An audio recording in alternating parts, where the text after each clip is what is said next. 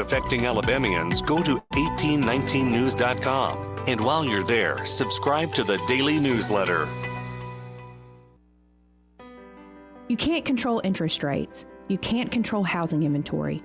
And you definitely can't control what the national news decides to panic about this week. But here's what you can control. You control your timing. You decide when it's the right time to buy, when it makes sense to refinance, and when to tap into your equity to renovate, invest, or consolidate debt and free up monthly cash flow. Real estate decisions aren't one size fits all, and they shouldn't be driven by headlines or social media noise. They should be based on your goals, your finances, and your life. The smartest moves happen when you focus on what you can control and work with someone who helps you see the full picture. Give us a call at Alabama Home Mortgage today at 334-567-4223 or visit us online at myalabamahomemortgage.com. That's Alabama Home Mortgage, because there is a difference in mortgage companies. NMLS 1586368, Equal Housing Lender. I'm back to doing what I love and more, thanks to the Good Feet store. I suffered with plantar fasciitis for almost 20 years. I would try drugstore insoles and supports. If you suffer with plantar fasciitis, we know the search for pain relief can feel like a hopeless ordeal. I've been through surgeries, foot injections. I thought that foot pain was going to be with me for the rest of my life. At the Good Feet store, we hear stories every day of all kinds of cheap inserts, expensive shoes, and other failed remedies people have tried that just didn't work. I was trying all different things. Not a single one worked. And then I was driving past the Good Feet store, and I thought, why not? Give it a try. They wanted to make sure that they gave me the right arch support for my feet. Then it was like, okay, this is different. These make a difference. I'm so glad I met Good Feet. It changed my life. Don't lose hope. Give the Good Feet store a try. We're located at 7341 East Chase Parkway in the shops at East Chase. Now hiring. Lewis at the Capital Oyster Bar, and I just want to tell you, if you're in business or got an event coming up and want to do some advertising, wisely spent dollars are spent down here at Blue Water Broadcasting. All the guys are nice, easy to work with, and I see results, I guarantee you. Radio works. It's as simple as that.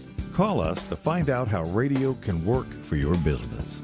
Blue Water Broadcasting. Local folks helping local business. We get this question all the time. Do you handle that? Buying or selling a home? Yes. Commercial? Yes. Land or investments? Absolutely. Hannah and Eddie Realty Group. One team. Every real estate move. 334-322-0662. The views and opinions of the following program are solely those of the host and other contributors. These do not necessarily represent those of Liberty Acquisitions 825, Blue Water Broadcasting, its management, staff, or any advertisers.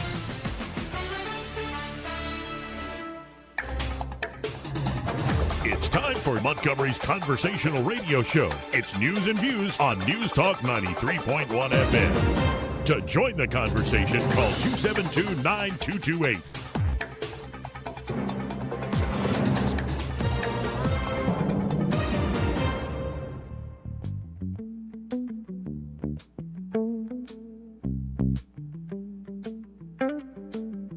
After damning politicians uphill and down dale for many years as rogues, vagabonds, frauds, and scoundrels, I sometimes suspected, like everyone else, I often expect too much of them. This is a Trump country. We live in the Southeast. We drink sweet tea. We don't drink socialist Kool-Aid. Joey Clark. Welcome into the program. Thank God for another beautiful day. Truly beautiful day. Hopefully it's a beautiful show. I think it will be, with Lue Elizondo coming up at 1 p.m. talking about the latest UAP releases. And of course, Montgomery needs a new mayor. Troy Carrico already in studio with me, wearing those UV blocking, blue light blocking shades. I love them. You know, people say, are these sunglasses? And I yeah, no, they're not. But listen, they sent a test kit with it, Joey. I should bring it in. It's got a little white card. Yeah. And you take this ultraviolet blue light, and what it does is it shows you, it leaves like a temporary stain on it, a purple, and then it goes away. But you take the glasses and you shoot through them. Nothing. It truly blocks out all that nonsense that I think we're constantly throwing into our eyes with the phones and the screens everywhere. In this studio, we definitely are inundated with the UV. Yeah. Oh, goodness gracious. Might as well put tanning ball blue lights in there. So, of course, looking forward to your friend, your buddy. You go way back with him, Lue Elizondo. And, of course, he has been one of the main people out there talking about UAP releases, UFOs. Yep. Had obviously experience working within the Pentagon on this stuff. We did some extensive interviews with him before, but we want to focus in on the latest stuff that's been dropped out by the War Department. I think it's war.gov/UFO. It is the portal, and you can go to it, and it's very well made, and you can click on videos, images, or old documents. In some ways, I find the old documents more fascinating because I was telling you off air, the videos of they released so far, they're going to release more. It comes in tranches every few weeks, they said. But the videos they've released, they're new, but they're not categorically new. They very much look like the Tic Tac. They very much look like the triangle you already saw before. Now, you still can't explain them. And, my mind goes all sorts of places. Is that a photographic optical artifact, or is that just something we don't have a good enough image to explain? But then there are certain ones where you're like, okay, that clearly is a craft moving at a rate of speed or moving in certain ways that is unexplainable by technology that's at least admitted to. Agreed. I think what you'll be interested to hear when I was talking with him yesterday, prepping, his biggest thing about this new release is the moon, the stuff with the moon and with the astronaut, the NASA program, and some of the. I don't want to steal his. Well, have you heard the conspiracy that CERN, Apollo 17, right? CERN was told not to come back. That's right. Now, I don't know if I buy that because we can ask him that what he thinks about it, but he's very keen on that part of it, and he also wanted to. I think his thematic for what I took away from him was, and so the listeners know, it's not what they released so much; it's that they are in the process of releasing and acknowledging, and that's the first step to transparency. And one part of this that so far has been released is pretty cool to see the transcripts from the Apollo mission. Oh yeah, man, that's and powerful. just see the old documented stuff. And in some of these cases, I really do think somebody's out of their mind. They took too many drugs, or somebody literally had an encounter with something demonic, something weird in that regard. Some of these things described are just odd. It's not necessarily advanced craft. It doesn't suggest necessarily advanced civilization or beings. And you got to keep that in mind. A lot of this stuff, UAP, just anything anomalous that can't be understood, it could be all sorts of different things. There's many different things it could be thrown into. I agree. And the idea of chariots of fire and the biblical accounts of these things, just because we don't understand it doesn't mean it doesn't exist. And I think that's the big thing on the UAP program. We see equipment that defies all laws of gravity, all laws of common sense that we have. Do we have technological advancements? Yes, but I can tell you, I've worked very close with classified and compartmented programs. We have nothing that can do a 170 G turn like that instantaneously and stop. Yeah, it makes no sense. But, if you've had a personal encounter with an alien, folks, or maybe you might have that, or it could be Bigfoot, it could be something that you encountered. And as my layman's advice, I'm not, I'm a man of the cloth, but as my layman's advice, just say a few Ave Marias. That's right. Add to them, and if they run away, then you know that it's good that you said Ave Maria. Knights of Sebast, please come. Now, if they're all for you might be like, or they're just odd and like, what are you even talking about there? Anyway, we'll see. And I'm looking forward to the conversation with Lue Elizondo. Always great talking to him, and he's doing all right after the motorcycle You know what he accident. said? He told me. I said, "So what did we learn from that?" So for your listeners, Lue was, and I'll let him tell it because he tells it in a very funny way. He lives up in Wyoming, near Devil's Tower, believe it or not, and. He is coming around a bend, and there's a bunch of deer there, and he's riding his Harley, and he said 4 seconds to decide what to do, and he laid it down. And you've seen the picture; it's pretty gruesome pictures. That's pretty gnarly what happened to him. But you know what his wife said? I said, "So are you listening to her?" He goes, "Yeah." She told me that I look a lot better now that my face is healing up with new skin. I said, "Good." Yeah, and thank God it was more just on the skin. It wasn't a deep cut. It wasn't deep, but it was road rash. High degree of road rash. Honestly, he's lucky, and I mean, he made an important decision. He told me. He said, "He's blessed." That's what he told me. And blessed is the better word for it. Glad to hear that. Now, of course, also in the news, we have the closeout of the Trump-Xi meeting, U.S.-China relations meeting. And there's so much different, there's so many different reads on this. Yes. And what's interesting is the more hawkish sources are like, the Chinese insulted us, or the British. You could always count on the old empire. Yes. Like the Telegraph has this thing going, Xi clearly was in league with Putin, and he was insulting the United States as this terrible place in decline. And I'm like, I didn't get that from the same idea. Not either. That's why it's called the Telegraph dystopian system in my mind. They just anything anti-America they can hurl with Trump. They do. No, I think China has made very clear their red line is Taiwan. Sure it is. And I said it yesterday. Even if they weren't communist, their red line would be Taiwan. Absolutely. If they were just as American as us, the red line would be Taiwan. There's no doubt. Right. So it's just it's a basic thing, and hopefully that issue never comes to blows, because it seems to me, just correct me if I'm wrong, especially what we've seen in Ukraine, the U.S. is going to keep sending weapons, selling them weapons. Yeah, absolutely. And given what defensive weaponry can do, the only way you would take Taiwan if you're China is if you just blew it into glass. Yes. And I don't know if they'd want to do that. Like, that's kind of not the point of what they want to do with Taiwan. Here's the reality of the Taiwan and the Taiwan Straits. It's 96 miles from the closest point of debarkation and embarkation to debarkation where they can land troops. You cannot control the island unless you basically destroy it with ground troops without projecting that power. They couldn't do airborne jumps. They could try, but they would be shot down well before they would get there. And then at the speed of a normal transport vehicle or even a really good transport vehicle, that's some of the most choppy, rough waters in the world because it's a shallow bed. Yes. And it would take, let's just say you're doing 10 knots, which is really good speed. That's a 9-hour journey.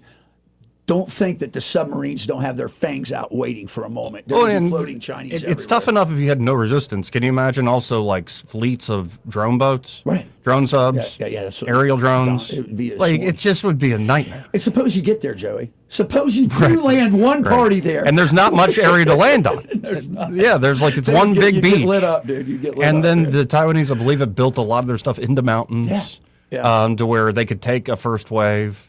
So it's just it's an esoteric question for us, but it's an existential question for them. And I think that I pray that won't happen. But it's an all or nothing gamble, right? With Xi on that. If he does want to go that route and he wants to go kinetic, you better hope that it succeeds, or it's going to have strong reverberations for their future. Here's what the Chinese Foreign Ministry said. The spokesperson for the Foreign Ministry, Mao Ning. President Xi stressed to President Trump that the Taiwan question is the most important issue in China-U.S. relations. If it is handled properly, the bilateral relationship will enjoy overall stability. Otherwise, the two countries will have clashes and even conflicts, putting the entire relationship in great jeopardy. Taiwan independence and cross-strait peace are irreconcilable as fire and water. It's a pretty strong statement. Yeah. And we'll see. I think the U.S. has always said we're ambiguous about this, but then behind the scenes, like, if you try to go kinetic and fully invade, we ain't sitting by. Well, I think that the key, like you said earlier, we're going to continue to deliver weapons. We are giving them the tools they need to be a strong deterrent to them trying it. So, yeah. And that's just one aspect of what happened over there. One thing that was a bit of a breakthrough, she showed willingness, at least. Trump and Rubio said we don't really need it. We weren't asking direct, but willingness to help with Iran. They appeared to have common ground on Iran. She even offered assistance to Trump, said he'd like to see a deal made. He would like to see a deal made, and he did offer. He said, if I can be of any help at all, I would like to be of help. Trump told Fox's Sean Hannity, anybody that buys that much oil has obviously got some relationship with him, Trump added. He'd like to see the Hormuz Strait open. He said, if I could be of any help whatsoever, I would like to help. An estimated 45 to 50% of China's crude oil imports flow through the Strait of Hormuz, which has effectively been shut down due to the war. Rubio noted the Chinese indicated they are not in favor of a militarizing the Straits of Hormuz, and they're not in favor of a tolling system, and that's our position. So there was a lot of common ground there, which is a good takeaway. We'll see how quickly that gets resolved with Iran. That's a whole other question at this point. Who do you deal with? Who do you deal with? That's really, there's factions now that have developed. I could see the potentiality of a new Persia being broken into sects and groups. So it's very real. The longer this goes on, the more likely it is that you might find the Baluchis or the Kurds start to get more autonomy. So yeah, Trump brought dozens also. This is, say, the trade deals, investment sort of thing. Trump brought dozens of business moguls along for the trip, and he's landing massive investments and striking quote-unquote fantastic deals, but details have been limited so far. Trump and Xi did not jointly announce specific deals in their public appearances in Beijing, but details could be forthcoming. And particularly keep in mind that the president of China with his wife is going to visit the United States and have this huge White House dinner in September. So there's a lot. And Bessent has been talking with his counterpart in China since they first got in. So I think this is perhaps a way of everybody getting to know each other. I think so. And do it as sort of a show of goodwill and force. But saying Trump told Hannity that China's going to invest hundreds of billions of dollars with those people that were in that room today. Of course, that included Elon Musk and Jensen Huang. It's no W, it's an HU, but of NVIDIA, and Tim Cook, many others from big places, big companies. In the same interview, Trump said Xi agreed to order 200 Boeing jets and expressed interest in purchasing soybeans and oil from the U.S. You know, last time we signed like 36 deals. This time it's much bigger than that. At Xi's compound, Trump announced, we've made some fantastic trade deals, great for both countries. And Xi is open to opening up China for U.S. business. Now, this has always been the problem with, like, if you go into China, it's not worth investing. That's right, yeah. But Xi reportedly told the CEOs traveling with the president that China's door will only open wider and expressed belief that U.S. companies will enjoy even broader prospects in China. And you better believe that's a massive market. But can you actually play ball without, in particular, security worries? Absolutely. And trade secrets. Yep. And all sorts of stuff like that. So did you see what he said about farmland purchasing? A little bit, yeah. He said, look, it's more of a market issue than an ideological communist takeover. And he kind of basically said that previous administrations were trying to stop it, but I see it just as market playing out. So it means have at it, basically, I think is what it means to China. Plus, he also approved over 500,000 visas, or going to approve over 500,000 visas for new Chinese students to come. And doctoral research. And a lot of the right on X in particular, the immigration hawks, are not too pleased with it. But here's Trump actually at the clip. This was Trump on with Sean Hannity. Long interview he did with Hannity, about 40 minutes, explaining his thought process, at least, on the 500,000 Chinese university students. Yeah. It's 500,000 students. They come, good students. I could tell them I don't want any students is a very insulting thing to say to a country. They would then immediately go out and start building universities all over China. But if you don't have those students, good students, by the way, if you don't, and we do another thing, you know, if they're good and they want to stay in America, we won't give them a green card and things like that. You know, and that's not only them, but other countries. But if you want to see a university system die, take 500,000 people out of it.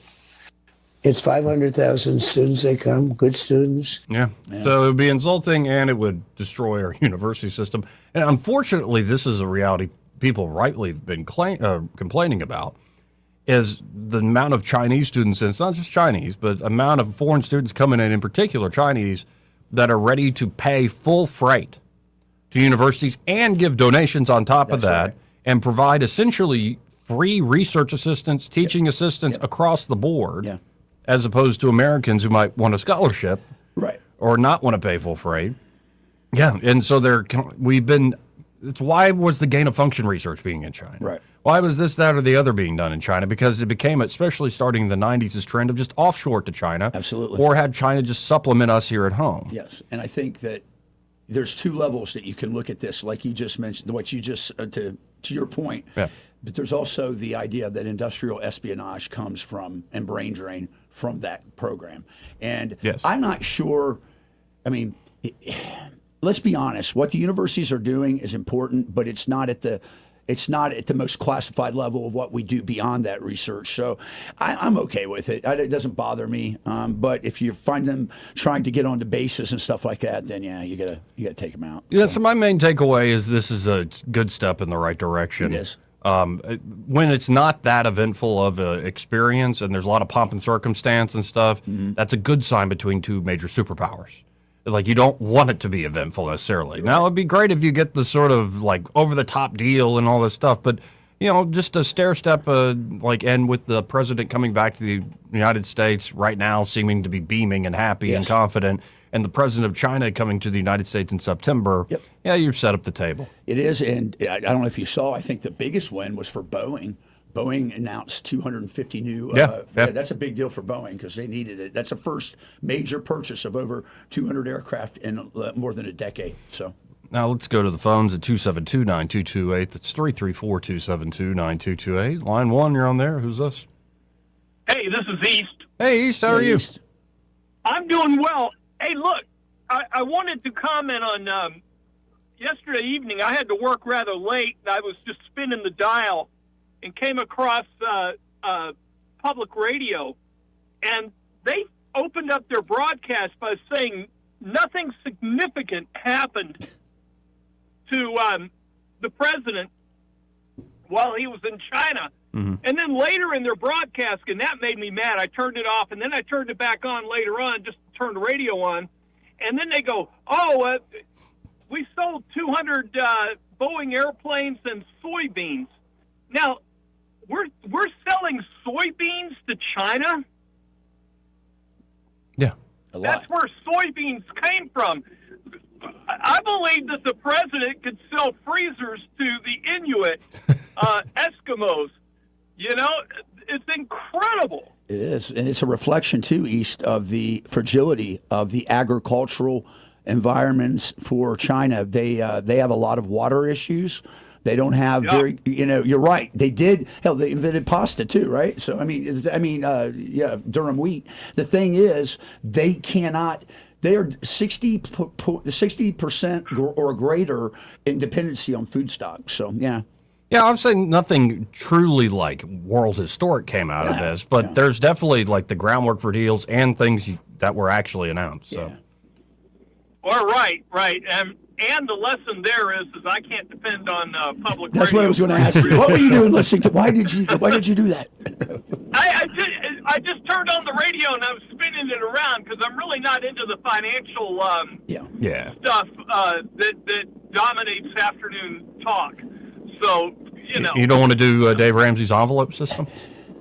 Oh, no. And eventually I'm going to land probably on the Bolt or something, so that's just the way that works. I have a confession to make to both of you. I remember covering NPR Addict. Oh, yeah. When I would drive to the Pentagon and when I was working in D.C., I'd leave about 5:30 in the morning. Of course, All Things Considered, it comes in. The morning show they do. And, one of the things I loved about public radio, they might be telling a story about maybe it's a sawmill somewhere in North Georgia, and they started out, Joey, and you hear that. Oh, yeah, no, it's like very immersive. It's theater of the mind. Yeah. It's Very like you're right immersive, there, yeah. and that's cool.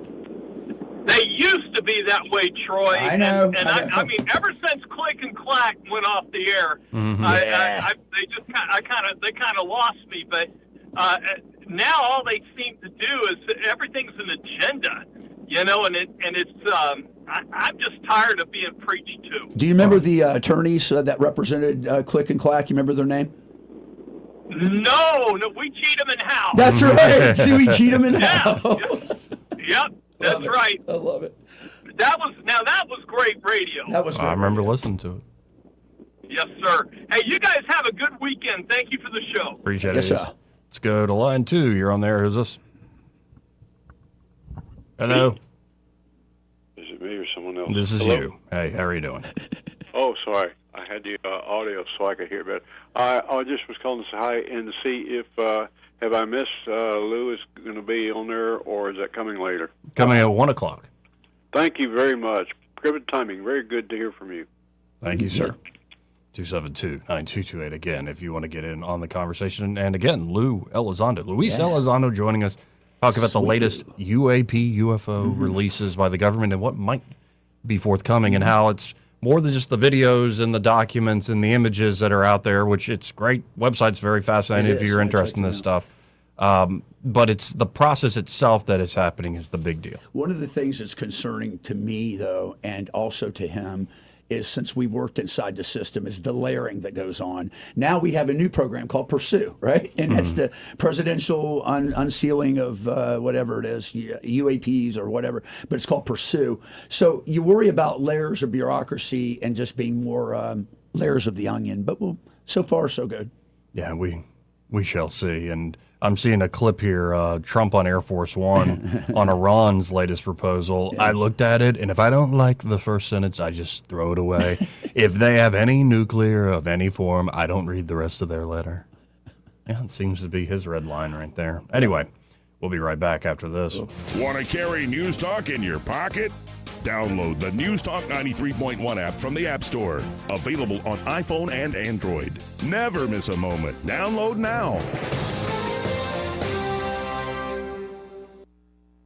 For too long, Alabama's statewide news companies have shamed us for our conservative Christian values. Alabama deserves a news company that cherishes our culture, a company that isn't bought and paid for by the powers that be. 1819 News is that company. Run by Alabamians for Alabamians, 1819 News celebrates what is good and beautiful about our state, while exposing those who work against our values in secret. Just go to 1819news.com to learn more. Subscribe to our newsletter. That's 1819news.com. A man who's done a fantastic job, Sheriff Matt Gentry. Thank you. When Alabama families needed protecting, Matt Gentry answered the call. For nearly 30 years as a Marine, a deputy, and now the Sheriff of Coleman County, he's stood between us and danger. Now, Matt is taking that same no-nonsense approach to the Public Service Commission to stand up for Alabama ratepayers and fight back against liberal green energy agendas that threaten our way of life. From small farms to front porches, people deserve someone that will fight for them, someone who understands them and understands their struggles. I'm Matt Gentry. I'm asking for your prayers, your support, and your vote for the Public Service Commission. Because Alabama doesn't need more politics. It needs a sheriff. Paid for by Gentry for PSC. P.O. Box 655, Coleman Avenue, 35056. Paid for by McGinnis for Alabama, 203 Investment Lane, Summerdale, Alabama, 36580. Hillary! Hillary! I'm really feeling my pain. I sure could use a 5-point plan right now. I'm Christina Warner McKinnis, and we all need the 5-point plan for Alabama farms and families. Better food security. They should be able to buy Alabama rotisserie chicken with SNAP benefits, not margarita mix. Guide more farmers to the millions of dollars in grants they deserve. Protect our farmland from China and promote sweet-grown Alabama for tourism. We need more Alabama food on the plates of our schools and home. It's time to tell the politicians in Montgomery, same old is not working for us. Christina Warner McKinnis for Agriculture. I haven't asked the big guy yet, but I have a feeling he'll like the plan. This 5-point plan is huge, very special, and believe me, I know the 5-point plan. And all the other 5-point plans are horrible, probably made in China. Finding great candidates to hire can be like, well, trying to find a needle in a haystack. Sure, you can post your job to some job board, but then all you can do is hope the right person comes along, which is why you should try ZipRecruiter for free at ZipRecruiter.com/radio. ZipRecruiter doesn't depend on candidates finding you. It finds them for you. Its powerful technology identifies people with the right experience and actively invites them to apply to your job. You get qualified candidates fast. So while other companies might deliver a lot of hay, ZipRecruiter finds you what you're looking for. The needle in the haystack. See why 4 out of 5 employers who post a job on ZipRecruiter get a quality candidate within the first day. ZipRecruiter, the smartest way to hire. And right now, you can try ZipRecruiter for free. That's right, free at ZipRecruiter.com/radio. That's ZipRecruiter.com/radio. ZipRecruiter.com/radio. ZipRecruiter. With the Wall Street Business Report, I'm Rich Thomason. Following yesterday's record-setting performance, it was a sharply lower open this morning for Wall Street as the market takes stock of the just-concluded Trump-Xi summit in Beijing. Some trade deals were made, including China's pledge to buy 200 Boeing planes and hundreds more in the future. China also says it will purchase U.S. soybeans. Layoffs have been on the rise recently, especially in the tech sector, and the words artificial intelligence go along more and more with the layoff notices. That's unnerving workers, with many fearing what the rapid adoption of AI technology will mean for their future job prospects. New York's Long Island Railroad, which carries some 250,000 daily commuters, is facing a shutdown on Saturday. If it cannot reach a deal with unionized workers, it would avert a strike. For the Wall Street Business Report, I'm Rich Thomason. Rich Thomas weather brought to you by M&M Outdoors. Book your stay today at MNMCampground.com for relaxation at its best. It's easy to find and hard to leave. M&M Outdoors, your home away from home. Rich Thomas weather. If you've got weekend outdoor activities planned, the news is very good. Lots of sunshine today, tomorrow, and Sunday. A warming trend begins with 82 the high today, 87 tomorrow, Saturday, and teasing 90 degrees on Sunday, but still nothing crazy on the humidity. Not yet. I've got us around 91 on Monday, still dry, maybe some widely scattered showers perhaps by Tuesday. From the Blue Water Weather Center, this is Rich Thomas. When the heat hits to the river region, don't wait. If your AC quits, Hands Heating and Air offers same-day service, or your diagnostic charge is free with their Comfort a Day or You Don't Pay guarantee, plus 24/7 service with no overtime charges. When news happens, you'll hear about it first. The River Region's most trusted voice. News Talk 93.1 FM WACV.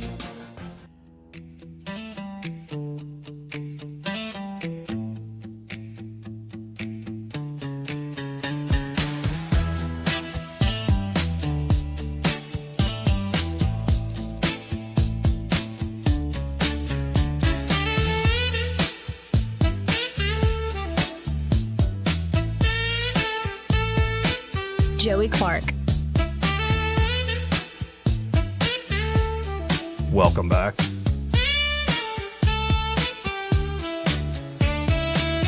I'm Air's Joey Clark. Troy Carrico in the studio with me. And so while Trump and Rubio and the rest of the team were doing the China trip, yes, J.D. Vance was sticking around the country doing the anti-fraud task force tour. Oh. And he went to Maine, and he was laying out the case. Okay. So here's the vice president, just to give you a flavor of this rally he did. So here's the thing that I've learned in fighting fraud for the last few months and focused on this issue is that fraud is the ultimate non-victimless crime. There are multiple victims in fraud. What we think about when somebody steals your tax dollars and goes and spends it on something it's not supposed to be spent on, we think of you all as the victims, the American taxpayer, the main taxpayer, the people who wake up, who go to work, who do what they're supposed to do and don't want their money stolen by people who are doing the opposite of what they're supposed to do. You are the first victim of fraud. But you know what else I've realized is that you're not the only victim of fraud. Because when people steal your money and it doesn't go to where it's supposed to go, there are a lot of people who are out there who are suffering in the process. And I'm talking about physicians who are denied their Medicaid reimbursements because a fraudster stole their identity and charged for services that weren't actually being provided. I'm talking about the good doctors who do what they're supposed to and don't like it when corrupt healthcare providers go and claim services that aren't even necessary. So then the victim is the doctor that gets stolen from, it's the taxpayer that gets stolen from, but it's also the innocent patient who should be able to know that when their doctor prescribes something, it's meant for them and it's good for them. I'm talking about the construction worker who can't buy a cell phone because when an illegal alien goes and steals their identity and applies for SNAP benefits, now all of a sudden they're tagged in the banking system, their credit score is ruined. Not because they did a single thing wrong, but because somebody stole their identity. Fraud is exactly what happens when you've got a government that is not fighting for the American people, but is fighting for fraudsters and illegal aliens, and it had to stop. And under the Trump administration, we are fighting it every single day. Yeah.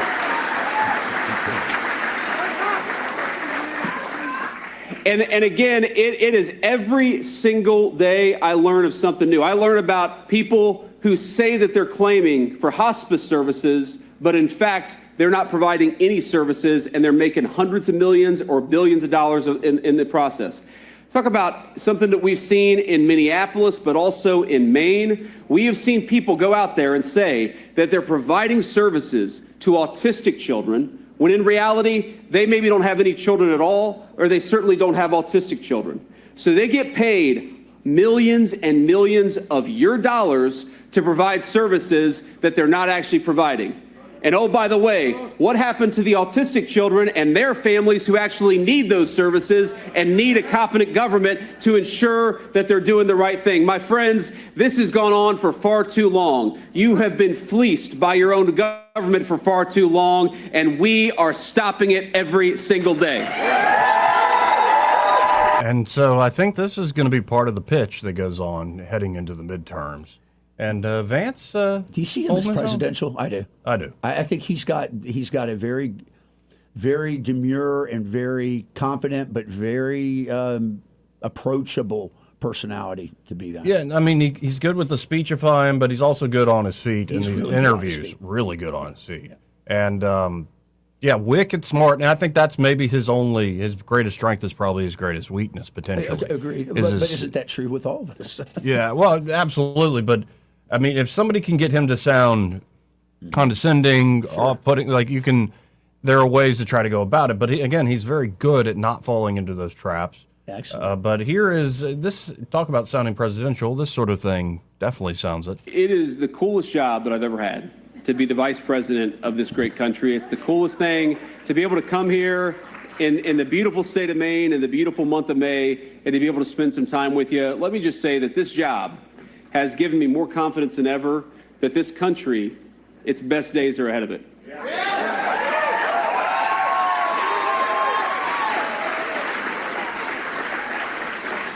As much as I am sometimes frustrated by Washington, D.C., as much as I'm sometimes frustrated by the politicians who seem to care more about illegal aliens than they do the citizens of this country and the citizens of this state, what I've learned over the last 18 months is that we have the most talented, the most compassionate, and the toughest people anywhere in the world. Ladies and gentlemen, America is the best country, and it's going to be the best country for many years to come. God bless you all. Thank you for having me. It's good to see you all. Now, but they've got this new thing where they're now doing questions from the podium, from the press. And I think this is they did it during the 24 campaign. And I think it brings out a different side in everybody. In particular, Vance is quite good at it. Of just, like I said, on his feet. He's literally on his feet at that podium, big crowd. And so a reporter is going to try to trick him and stump him on the fraud in Maine. And, let's listen in to how J.D. Vance handles this particular one. My question is, what else do you got? What else has your task force flagged that we should be concerned about? Because those amounts are a lot, 46 million, 1.7 million, but they don't really compare to California and Minnesota. What else should we expect from your task force? Thank you. Let me say a few things. So, ladies and gentlemen, we've got biased reporters in all states. It's okay, trust me. I can handle it. But here's what I'd say. A few things. Number one, you talk about the scale of the fraud being less in Maine than it is in California. Well, California has a population that's much higher than Maine, so that's not necessarily a fair comparison. Number two, we've frankly been at this less long than we have in Maine than in other states. Okay, this is something where I would say, you notice a pattern, and you're right, innocent until proven guilty. But what I've noticed is a pattern. That when you see certain types of fraud and certain types of programs, that's the tip of the iceberg. And when I see that autism services fraud in the Medicaid program in the Somali community, but not just that, I see local and state politicians who don't care about policing that fraud, that's the tip of the iceberg. And we're going to find out just how deep that iceberg is. And I suspect, I can't promise, but I suspect we are going to find hundreds of millions of more dollars every single month that we look in the state of Maine, because this is not a state that takes it seriously. And this is the third point and the most important one. I do not actually like having a contentious relationship between the state government and the federal government. We want people to help us find the fraudsters. It goes a lot quicker. It's a lot easier. It requires fewer resources from the federal government, but you find more fraud when you're working with people at the local level. What I find so preposterous about Maine, it's not just that we found tens of millions of dollars of fraud in a relatively small state. It's that we've had no cooperation from the state government. So when I say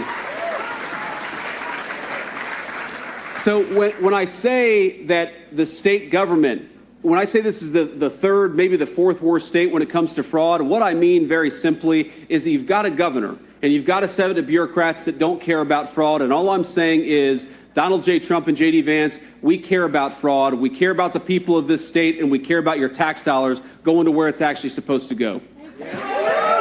My question. Yeah, I wouldn't want to be on the other side of the debate with that fella. No, he's sharp. He's a Ohio State graduate, so that's what you need to know. Hey, did you see? Let's back up for a minute on the China event. Did you see who was in the reception line for Trump?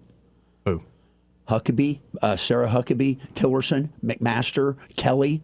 Only one missing was Milley, which, of course, we wouldn't let him in anyhow. But isn't that interesting that was like the 2020 team, but they were there in China in the reception. I guess they went on the first China trip. So I thought it was interesting. I thought it was yeah, kind of bring the same people on that met them the last time. It kind of maybe makes they sense. built relationships. And I with saw people. another clip where she was shaking everybody's hand in the cabinet, and he stopped the longest at Stephen Miller. Yeah. Kind of like eye to eye with Stephen Miller, and then nods, and Miller nods, and handshake. I was like, what was that? They had relationships probably prior and stuff. So yeah. Let's go to line one. You're on there. Who's this? How are you guys today, Joey? Good. How are you doing? Good. Hey, if I could, real quick, did you see how exhausted Elon Musk was? Yes. Sitting at the table with people coming Yes. taking pictures with him? It was cracking me up seeing those videos. That was so funny. Hey, just kind of get off subject for a minute. What do you think the chances are of Clarence Thomas retiring this summer to try and get another conservative in his place before the midterms? Pretty good, or I mean, I have no inside knowledge, but my guess was always after they do this particular thing with the Voting Rights Act, he was going to retire soon after. I think so too. Yep. Yeah, I think he needs to because, I'm trying to be optimistic about the Republicans keeping Congress, but I'm not 100% there. And, you definitely now he's the second longest serving one in history of the court. I think they need to get somebody in there. And I know he talked about retirement previously until Biden won and wanted to stay in there past, him being in office. Yeah, I think, though, the Republicans will keep the Senate no matter what. The real question's the House, and so it's not that pressing. Though, get a look at this. The 2018 Cook Political Report, House ratings. In 2018, the House had this makeup of like seats type of districts. 210 were clearly Democrat districts. 195 were Republican districts. 30 were toss-ups. Look at it currently right now today. 209 are Republican districts. 207 are Democrat districts. 19 are toss-ups. Now, that still means it's anybody's game, but that built-in advantage for Democrats is dwindled. Yes, it is. Yeah. And let's hope to your point, sorry to interrupt, and to your point, let's hope that he does some better choices than maybe the previous ones we made, because we've had some waffling out of them. Right. Yeah. Coney Barrett's been a real disappointment. You ain't kidding. But I think we saw that one coming. Yeah. So, okay. Take care, guys. Thanks, David. Good to hear from you. Yeah. Let's go to line 2. You're on there. Who's this? Renee. Hey, Renee. What's up? Maybe I'm being picky, but can we come up with a better word than fraudsters? It just loses me in the context every time he says it. Fraudsters? Yeah, I mean, it just sounds like juvenile. It's like we're having a high school or college debate or discussion, and all of a sudden we use the word like fraudsters, and it sounds like we went back to elementary school or something. Do you have a suggested replacement? Well, that's the thing. I'm thinking, well, maybe there's got to be something in the, what do they call it, in the lexicon that would replace fraudsters. That's a heck of a lot better than that. It doesn't sound so childish. How about never do wells? I guarantee you that they lose some of the elite liberals when they say that. You're probably right. Yeah, I'm sure, but that's not. He's trying to speak to the everyday working people in Maine, so maybe fraudsters works. And it's on the nose. It could say just outright criminals. Criminals, right? Yeah. That are corrupt and defrauding you. But. Honestly, I think criminals is a better way of saying it. Yeah. It is. That's what it is. You're right. Stronger. It is what it is. I can't believe. I guess they no longer, and he's fairly educated. I guess they no longer test words, or they have ever done like Democrats, because some words have power, and you want your message to carry. And when you say that, I feel like I'm listening to Opie talk. I feel like I'm listening to an episode of Andy Griffith. I feel like Opie and bars having a discussion. But perhaps they have tested it, and Opie is exactly who they're going for. Maybe you're the elite. Nothing to brag about, Joey. I'm not bragging about it. The world is more complicated than maybe RFD now, thank God. Well, I know. It's just that when it comes down to voting, you got to go reach everybody. I agree. And criminal is a better word for me than foster. No argument for me. I think criminal is a much stronger word. Rolls off the lips a little stronger. Yeah. All right, y'all. Have a night. Thanks, Hey, man. and Montgomery does need a new mayor. Yes. Montgomery does need a new mayor. That's right. This region needs some leadership. Amen. In general. Things that are going on in the river region. Yes. You think about how far behind Wisconsin is. The parks they're building now should have been built 20 years ago. The infrastructure in that place should have been developed 20 years ago. Just saying. And where is our Park Road at this point? It's nowhere near a shadow of itself, which would have been the future Shelby, right? Or who? Mm-hmm. We need to step up our game. What do you think we need? Retail? What do you think we need? Retail or more rooftops? No, I think it's not necessarily all that plays into it, but I think it is a leadership element, in particular, a sort of synergy between all the hub, the central metropolitan hub, and the surrounding areas, and moving and rowing in the same direction. Then all that other stuff figures itself out. I got to go. Have a good one. Appreciate it, man. This part of the program brought to you by Pest Pro Services. Yay. And they're at Pest Pro. Ashley and that great team are ready to help you out with your pest control needs. And especially if you're looking for a great local company. Absolutely. Maybe you've been disappointed by other companies, or you're not sure when they're going to show up. Right. But why not get on the monthly subscription with Pest Pro? They come by on a regular basis. They don't even have to go inside, and they can take care of it for you. And while you get that relationship going, you could add, like, say, mosquito protection, so you actually can enjoy the outside area, like the front yard, the front porch, or the backyard. Or perhaps you got something that's in your crawl space. Oh, boy. They can get rid of it there at Pest Pro. And, of course, they offer termite services. Maybe you have an acute problem with fire ants. Huge network is growing out there in the yard. So Pest Pro is the place to go. Great local folks, like I said, right there at Main Street in Millbrook, and great success story out of the pandemic. Growing leaps and bounds, and it's because they're just that good. Talk about leadership. They're good business. Ashley's They're great. good business people. PPSRiverRegion.com if you want to learn more, or you can always search Pest Pro Services on the Book of Faces, or just call them direct at 265-9990. That's 265-9990, and be sure to tell them that Joey and Troy, those fellas on the radio, sent you. He may not know whether he's coming or going, but whether you're going to work or coming home, Greg Budell is there. Mornings, 6 till 9, and afternoons, 3 till 6. Only on News Talk 93.1 FM, WACV.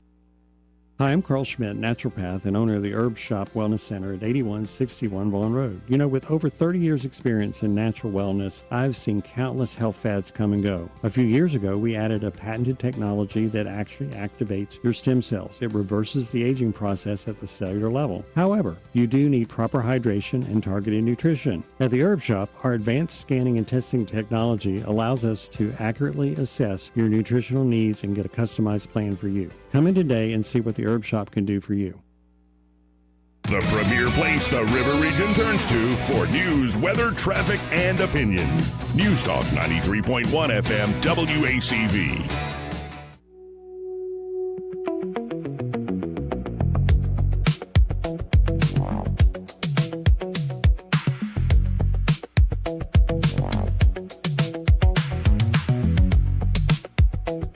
Joey Clark.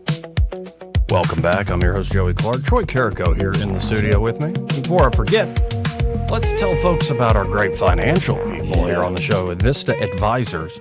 And, of course, Austin Baranko there running the brokerage desk, and Brett McDonald, the chief strategist. They're ready to help you out with investments if you need that sort of help, asset management. But it's beyond just, say, your stock portfolio.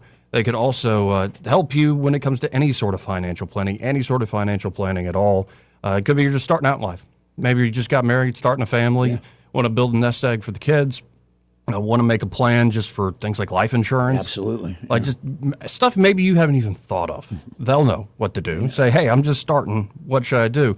Could be you're more at the end of life, and you want to make sure everything is buttoned up in that regard with last will and testament. Of course, maybe somebody's already passed away. It could be you're a widow and say the husband took care of most of the finances. Well, they can help you get your affairs in order. Or it could be you're more in the middle of life. Say you started a nonprofit, now it's popular. And what do I do? What it used to be a job for one or two people, just kind of having fun with the nonprofit world, you now need consulting help. That's right. They can help you there at Invista Advisors. Or it could be, say, your money's tied up in your small business, you're in your 50s. You still want to do what you're doing, but down the road, you'd like to know what's the off-ramp here. Right. Again, Invista Advisors can help you with all of that. Great interdisciplinary team that works together to get you the best possible result with your financial planning. So check them out today. You can always go to InvistaAdvisors.com, but I really encourage you to start the conversation by giving them a direct call. 387-0094 is their number. That's 387-0094. And be sure to tell Austin Branco, the whole team there, that Joey, that fellow on the radio, sent you. Let's quickly go to line 1. You're on there. Who's this? Soldier Boy, good afternoon. What's up? Got limited time, but what's up?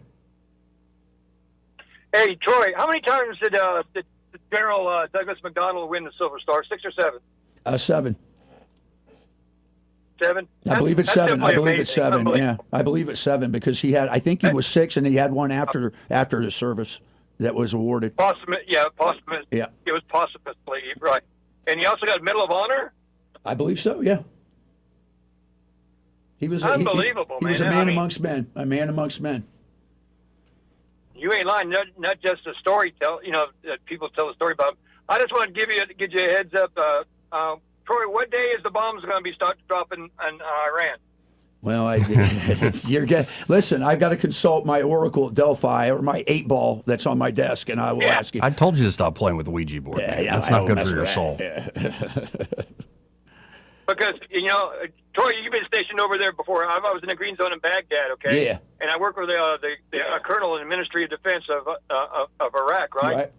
And tell me one thing, they will always do, these people do nothing but lie. There's no sense, you're only meeting them just for the sake of pleasing the press and the media and everything. But these people lie and only understand one thing, and that's force. Period. That's true. That's true. The sword. And you know what's funny? When Lou comes on, I'm going to tell him, Inshallah, brother, and he'll know what it is. Well, Soldier Boy, I appreciate it, man. I got to run. Bye, buddy. Yep. Again, we do have Lue Elizondo joining us here in just a moment. Y'all stay tuned, talking about the latest UAP, UFO disclosures from the government. A lot of great stuff to get into with Lou. He's got a tour starting off, too. Oh, yeah. I'm looking forward to that. From Roswell to New York City. Love it. So y'all stay tuned. We'll be right back after this. Broadcasting from the Riverside Chevrolet Master Control Center, this is WACV Cusada, News Talk 93.1 FM. When it's Chevy, it's Riverside. With SRN News, I'm Bob Agnew in Washington.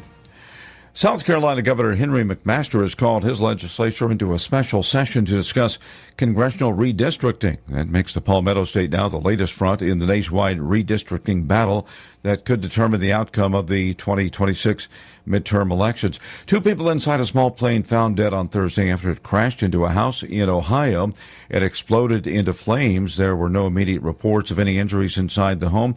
The Akron Fire Department says that 4 people lived there. None of them were injured at the time, even though that house and another nearby did have to be evacuated.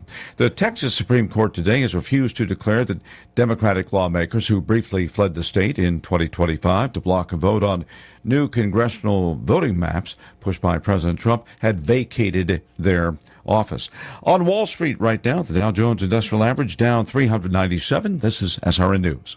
If you want unlimited talk, text, and data on a super fast network, Big Wireless will sell it to you right now for as little as $70 a month. Or you can buy it from Pure Talk for half of that.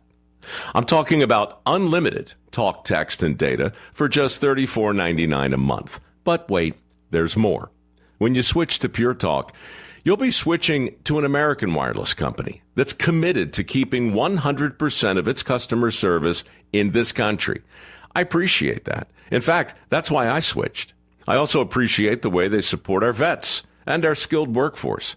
Dial pound 250, say micro, and get unlimited talk, text, and unlimited data for just $34.99 a month. That's pound 250 micro. Stop paying twice what you need to pay for the service you want and switch to an American wireless company. that actually stands for something. Rich Thomas Weather is brought to you by Clark Heating, Air and Plumbing. It's time to schedule your spring tune-up with Clark Heating, Air and Plumbing. Don't wait. Schedule today. Give them a call at 334-277-2125. Alabama certification number 88007. Rich Thomas Weather. If you've got weekend outdoor activities planned, the news is very good. Lots of sunshine today, tomorrow, and Sunday. A warming trend begins with 82 the high today, 87 tomorrow, Saturday, and teasing 90 degrees on Sunday, but still nothing crazy on the humidity. Not yet. I've got us around 91 on Monday, still dry, maybe some widely scattered showers perhaps by Tuesday. From the Blue Water Weather Center, this is Rich Thomas. From the Blue Water Broadcasting News Center, these are today's top stories. The young man whose body was recovered from Lake Martin Wednesday has been identified. 24-year-old Jaden Barreto, a student from Georgia, was on a boat with a group of friends celebrating graduation. Barreto was seen jumping off Chimney Rock but never resurfaced. Following an hours-long search, Barreto's body was found on an underwater shelf about 50 feet deep. Montgomery police are searching for a suspect involved in a fatal shooting last weekend. 41-year-old Tony Julius was shot and killed in the 300 block of North Decatur Street around 6:30 Saturday evening. Police say the suspect is a black male last seen driving a white Ford F-150 truck while fleeing the scene. Crime Stoppers is offering a $1,000 reward for information that leads to an arrest. Montgomery's own Clarence Carter passed away Thursday at the age of 90. The legendary blind singer had recently been diagnosed with prostate cancer. Clarence Carter was born in Montgomery and rose to worldwide fame with soul and R&B hits in the late 60s and 70s. Some of Clarence Carter's best-known songs included Patches, Strokin', and Slip Away. From the Blue Water Broadcasting News Center, I'm Sky Mosley.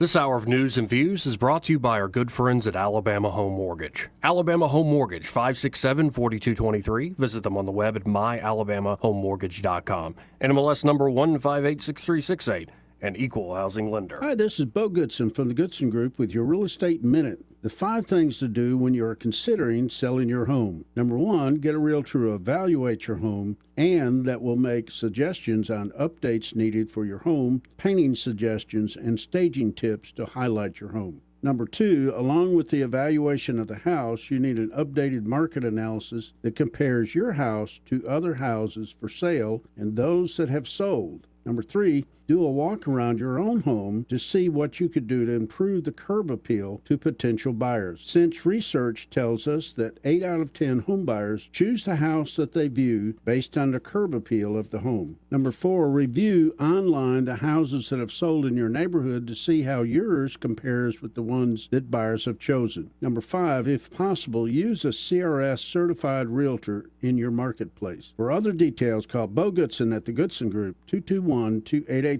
or 551-0225. The views and opinions of the following program are solely those of the host and other contributors. These do not necessarily represent those of Liberty Acquisitions 825, Blue Water Broadcasting, its management, staff, or any advertisers.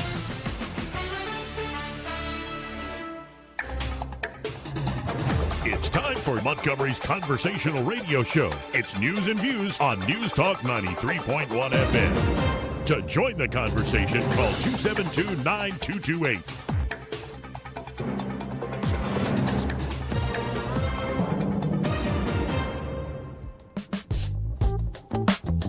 Joey Clark. Welcome back into the program. I'm your host, Joey Clark. Troy Carrico here in the studio with me. And let's bring on now, as promised, and really looking forward to this, we have a #1 New York Times bestseller, Lue Elizondo, on the program, returning to the program. Lou, how are you today, kind sir? Brother, I am doing better than I deserve. I always joke with people, at my age, any day above ground's a good day. Yes, well, and Troy showed me some of the, I'll be praying for you after that motorcycle incident there. Yeah, well, I tell people sometimes, don't be a Lou. Where I live here in Wyoming, we don't have a helmet law. So very foolishly, I was leaving my place of business at night. It's maybe 3.5 miles away from my home on a little country road. And I did not wear a helmet, and a mama deer and a baby jumped out in the middle of the road.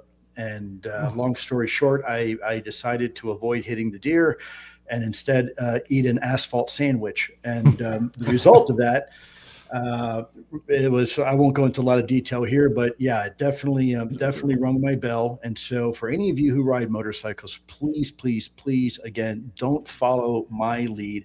Please wear a helmet. And what did your wife say about the after effect of it? You're better looking, right? Yeah, she thought I was actually better looking. You know, look, my wife obviously did not marry me for my looks. I had the complexion of an old leather wallet. And so after the accident, you know, I call it microdermabrasion. Now I look like a new leather wallet. Well, glad you're in one piece, man, because, I mean, you've got a lot going on, and especially with the news, with what the government's doing in these releases, there's so much to talk about. But the way I brought it up at the beginning of the show here is like when I see particular videos, particular images, it's new, but it's not categorically new. It's similar to some stuff that's already been out there. But is it not that the process itself, that the government's doing this right now, is the really big deal here? That's absolutely correct, Joey. I couldn't have said it better myself. Look, if you were to just go back 8 or 9 years ago, where are we now? Well, we're light years ahead, excuse the pun. We are at a point now where our government is taking this very seriously, both in the executive branch and the legislative branch. Members of Congress have been briefed and provided classified briefings. You now have former presidents coming out and acknowledging it, former directors of the CIA. I mean, it's happening. And, you know, a lot of people, I think, might have been initially underwhelmed with the first, you know, quote unquote tranche release of information and videos. But I disagree. If you actually look what was actually released and what was said, first of all, they acknowledge that there are literally tens of millions of documents that are in the possession of the U.S. government, and they will be released in tranches. Many of these documents are actually still in paper form. So what does that tell you? It means they're very historical. Mm-hmm. And then two, you know, you have these release of NASA photographs that were taken from the moon, the surface of the moon during the Apollo missions. And if we look at this from a time perspective, back in the late 1960s, early 1970s, there was nothing that we had, no satellites orbiting the moon other than the lunar module that was there to rendezvous with the lunar lander. So when NASA comes out and says to you, look, it's very possible that these things, these pictures we have here are of real objects, right? Let that sink in for a minute, because this is the same NASA that last year said they don't have any information and there's nothing to show. And now here are photographs from the surface of the moon that actually show something. And oh, by the way, let's not forget that the astronauts, some of their audio was also included. Yes. Where before they said, no, astronauts never see anything up there. Well, guess what? That's not entirely accurate, because there's actual audio of astronauts saying, hey, we're not alone up here. There's something going on. There's something we're seeing. So it's happening. It's happening, I'm sure, slower than a lot of people would like. But if you look at this really from a temporal perspective, I think we've come further in this conversation in the last 9 years than we have in the last 90 years. Beautiful. And it is quite something to behold that you still have videos from 2022, very recent stuff. Yep. That the government keeps seeing, and we can't identify what it is. But you hit the nail on the head. My favorite stuff of the first tranche was the Apollo missions, was the astronauts. And it makes me wonder, what should people be looking out for, especially in the historical documentation, especially from your experience? Wow. Again, another great question. You know, I think people should realize that there is already a plethora of documentation and data that is already available for public consumption. Just a couple years ago, it became law that all U.S. government agencies had to submit their archival UAP, UFO information to the U.S. National Archives. Some of that is still classified, but that's okay, because that means any Joe or Jane can walk in whenever they want and start actually looking at some of this treasure trove of historical information we have had. And by the way, I personally have downloaded a lot of it just to see if it's legit. And it is. You have some incredible documents there from, at some point, head of the FBI, J. Edgar Hoover himself, head of the CIA, the White House, a lot of correspondence where the subject line of these memorandums are UFO. And so when you have these top folks that for years would have denied this, and last time we talked, we did definitely get into why would the government deny this, and many reasons it would be, if you don't understand it, it could very much be a threat. So at this point, why are we acting like it's not a threat, or is it actually to our advantage to start putting this out to the public?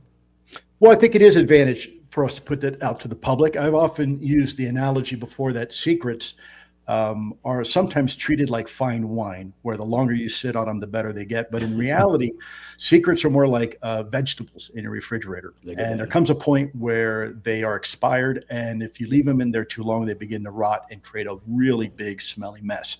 So it's really, it behooves the government to start leveling with the American people, because what happens is at some point, this becomes the world's worst kept secret. And when you have countries like now Japan and countries in Europe and South America all coming up saying, yeah, it's real, we've known about it, we want to work with you, we don't want to be at the end of that train. The U.S. really needs to be leading this conversation, not trailing behind. It has already admitted that the phenomenon, whatever it is real, and so have senior members of our government already have now stated as fact. You have whistleblowers coming forward. You have potentially, and let me caveat this, potentially some sort of correlation with some sort of missing scientists and experts. And we can certainly talk about that if you want. But superficially, there may be a connection there, maybe not. And there's a lot of information now that's beginning to come forward to the American zeitgeist. So I think it behooves the American government to level with the American people, because after a while, the longer you keep that secret, the more you're going to lose credibility. People are going to start asking the hard questions like, why were you lying to the American people? How many lives were destroyed or affected negatively, or the consequences of you keeping this secret, right? And things like that. You know, as we're talking about this, Lou, this is the fruition of what you did. This is the sacrifice you made, and now we're seeing some of the benefits from it, and I think it's very rewarding. I know. Oh, Troy, listen, I appreciate that, but the truth be told, man, look, from one warrior to a fellow warrior, we don't do it for accolades, and the reality is it's been a team effort. And in fact, I got to give credit to you, frankly, and Joey, because I'm just one person. This is being amplified now. This is beyond Lou and his colleagues. This is really now going where it's going because of folks like you, people that are willing to have this conversation, a serious conversation, on airwaves and on television sets, and have this conversation around the dinner table, have this conversation around the water cooler at the office. A good deal of that credit really goes to you folks and not me. So I appreciate it, but the reality is, I think you folks deserve it. But I know that I know what you went through. I know what you went through. I remember the undulations and the moving of your family and all that. And I just want you to know, yeah, that's good and well. That's great. We love it, but it's because of you having the courage to do what you did. And that's never going to change. Well, I appreciate that. But, look, most folks that have served their country, whether in the military or government, feel the same way. I'm really not special. I'm not doing anything different than you would have done, or that you've done, or anybody else in uniform. That's just kind of our DNA. So, again, I appreciate it, but it's credit that's not fully deserving on my part. Well, and again, folks, we're talking to Lue Elizondo. You can always go to X at Lue Elizondo. And it looks like you have a big tour coming up, the Persona Non Grata tour. I love it, PNG. Especially if folks love the taste of what we're talking about here today and want to go see you in person. How can they do so? Yeah, so let me explain that a little bit. I've had people in the past, will accuse me of being a grifter, and I always tell them, look, if I'm grifting, I'm the worst grifter in the world, because I'm actually losing money with this endeavor, and I've almost went financially broke several times. The reality is, the reason why we're taking this show on the road is because this is a grassroots effort. It is now time for the public to have this conversation for themselves, and so if you add up, so if someone's going to pay a nominal fee for a ticket price, keep in mind that I have some incredible guests coming to speak to the American people, where you, the American, can ask any question you want, completely unfiltered. So, for example, in Dallas, we have Representative Eric Burlison that's going to be there. Eric Burlison right now is tip of the spear of this conversation in Congress. You, as the American people, don't need to go through Lue Elizondo. You can ask him directly any question you want. Now, keep in mind, people say, well, you're charging for a ticket. I said, well, yeah, because I'm paying for their transportation. I'm paying for my transportation. I'm paying for lodging. I'm paying for Ubers. I'm paying for the venue, right? All that costs money. And so when you tally up all the money here, I'm actually losing money. But I'm doing this for a very specific reason, because I also have a film crew, and then we're going to offer these videos free online on YouTube for anybody to access completely free. Very cool. So this is really a way for us to take the conversation to the streets. Every one of my guests are absolutely incredible guests that have been part of this topic now for some time, either where they're representatives of the U.S. government or they are senior journalists, investigative journalists. Every guest is going to be different. Every guest is going to be someone who helped move the needle on this conversation. And the American people, the public, again, Joe or Jane public, can come here and have the ability to ask any question they want and actually be part of this effort. You don't have to be a bystander of anymore. You don't have to be someone sitting up in the peanut gallery. You can be right there in the ring and be part of this incredible movement. And you never know what's going to happen at a live setting like that. And especially it's one thing to do podcasts, radio shows, right, TV shows, but to have that one person who's had that burning question for years, it's a really good one that none of y'all have heard before. Right. Who knows what's going to happen? That's right. That's right. And with an expert, right? Forget about Lou being there. I'm just going to facilitate. You're going to have some really, really great people there that are going to be, I think, helping change the conversation and inspire, right? So, for example, I've got Miss Jennifer Brody. That's also going to be one of my guests. I think she'll be at Dallas with us. She is a writer for a lot of the stuff that is consumed by the American public. Like what? Well, Star Wars, for example, or Stranger Things. She is also an author. Right. And so we're going to be able to ask questions on how does reality impact and affect entertainment, and how does entertainment impact reality? Now, if people say, well, there's no real relation, I'd say, well, I beg to differ. Look at someone like Steven Spielberg. He has definitely helped change the American zeitgeist on the way we look at things. So there is a relationship there. And for those who happen to be fans of these types of productions, well, you can be there and you can shake the person's hand and again ask any question you want completely unfiltered. Yeah, and I think I've talked to you about it before, but I'm very much a life imitates art kind of guy. Yeah. And what is it? I think it's Percy Bysshe Shelley that poets and artists are the hierophants of an unforeseen fortuity or something like that. Right. And it's it's very much it's amazing to see what an artist even thousands of years ago comes up with, and all of a sudden now it's becoming a reality. That's right. I can't help but think that the name for this tour was probably has some reality basis. I know P&G, when we were working in intelligence, P&G is a bad word. That's right. That's right. I came up with a title because, I've been before. Yeah, I've been virtually and proverbially P&G because of what I did stepping out and having this conversation. Right. And, I own it, man. I own it. I think there's some virtue there. So it ain't your first rodeo, is it? It ain't your first rodeo, is it? That's right. I proudly wear that badge of honor. Absolutely.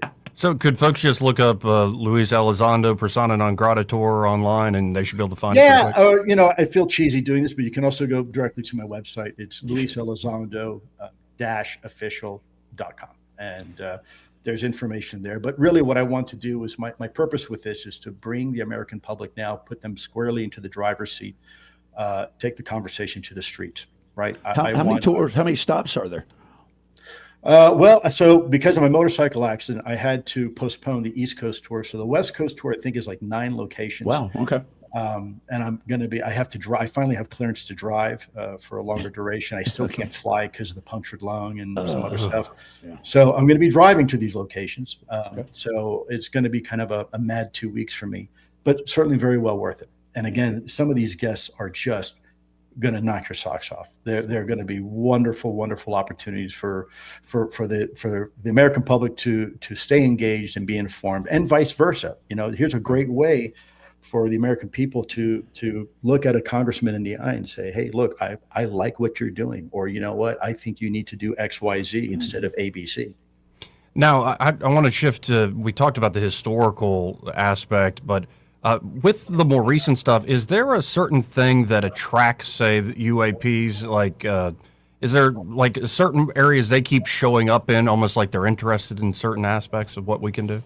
Yeah, again, fantastic question. There are hotspots. The U.S. government has recognized those hotspots.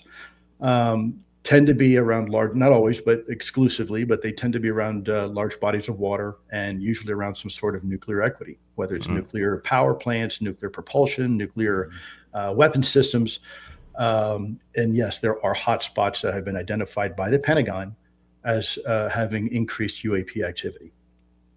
Do we understand why necessarily? I mean, obviously, you hear the word nuclear and you're like, well, the capabilities maybe unlock something. And this is always since the first, idea that the atom could be split. This was possible ramifications. But is there something in particular, the reasons why there might be this activity around that stuff? There is. There are theories. One of those theories, which was brought up many years ago while I was at the Pentagon, and it seems to be, it seems to make sense, but it doesn't necessarily mean this is the reason. But here's one of them. As you were, so for example, if I take this coffee mug and I fill it with water, and if I heat that water and convert it to steam, that will occupy 1,700 times its normal volume as water, meaning that steam can now, because it expands, you can do work with it. And this is what created the Industrial Revolution and the steam engine for the world. And that is what they call a phase change. What you're doing is you're changing the phase of water. You're separating those molecules a little bit more and creating steam.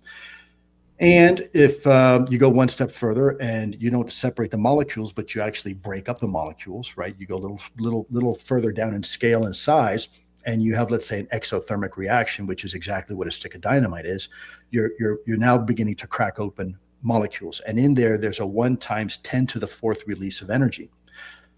Then as you get even smaller and you get to the scale of the atom, right, you start getting into so if you want to talk about explosives, right, you would measure those in TNT, tons of TNT.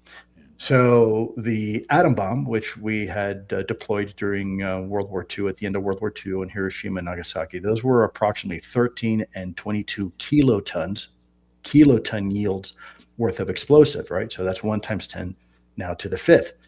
Then you get into fusion and really the nucleus of the atom now, and you start fidgeting with that, and you start getting into nuclear, right? Nuclear type yields, which is 1 × 10 to the 6th yield, or otherwise referred to as megaton yields.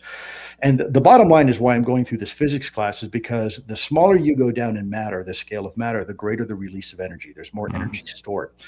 And so if you were, let's say, our friends from out of town, let's say you were some sort of, alien race, and you saw these clever little monkeys, we'll call them humans for now, beginning to realize and unlock and harness the power of subatomic particles, it has been theorized that there are, and I'm going to break away for just a second here to kind of put this in context and then come back to it. It has been looked at in scientific terms that if you wanted to bend space-time, right, you wanted to travel the universe in a fairly short period of time, and you wanted to bend space-time, there's only 2 ways to do it. And that is with a lot of mass, like Earth. Earth right now perturbs space-time to the point where we experience gravity.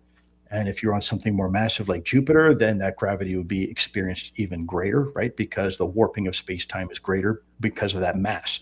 And ultimately, you get something as massive as a star, or let's say a black hole, where you can actually warp space-time on itself.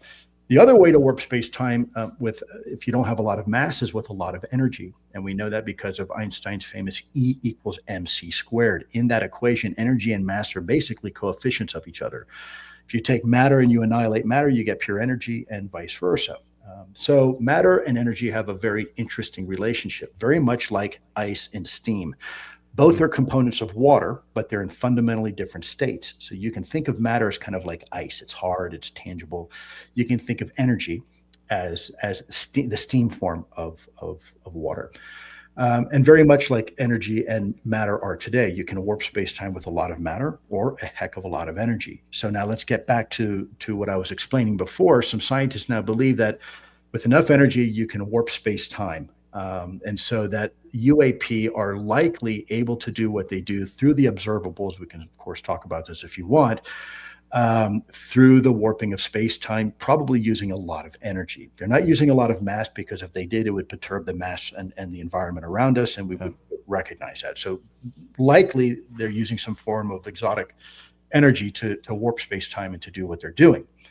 So that being said, if you are a friend from out of town and you see these, these little interesting monkeys, hairless monkeys walking around and fidgeting with matter, and all of a sudden you realize, hey, these little monkeys here are probably 50 years to 150 years away from being able to do what we do, meaning they're getting to the point where they realize this relationship between energy and warping space-time, and very soon these little monkeys may be on our doorstep. These little monkeys we call humans may be actually able to do what we do. And what happens then? Well, what happens when you go to a zoo now, right? You go to the gorilla enclosure and you see the cute little monkey, the gorilla eating a banana, and maybe they're pruning each other, and all that's great. But what happens when that gorilla, for some reason, now finds the key, the zookeeper, maybe the key falls off the key ring and is now in the cage with the monkey, right? With this big gorilla. The gorilla soon realizes how to get out of the cage. And when that happens, what do? Well, you better grab little Johnny's hand, because now you've got an 800-pound silverback gorilla on the loose, right? Now it's Harambe. It's not some little cute little silverback eating a banana. Now you have an animal that potentially could be a threat to you.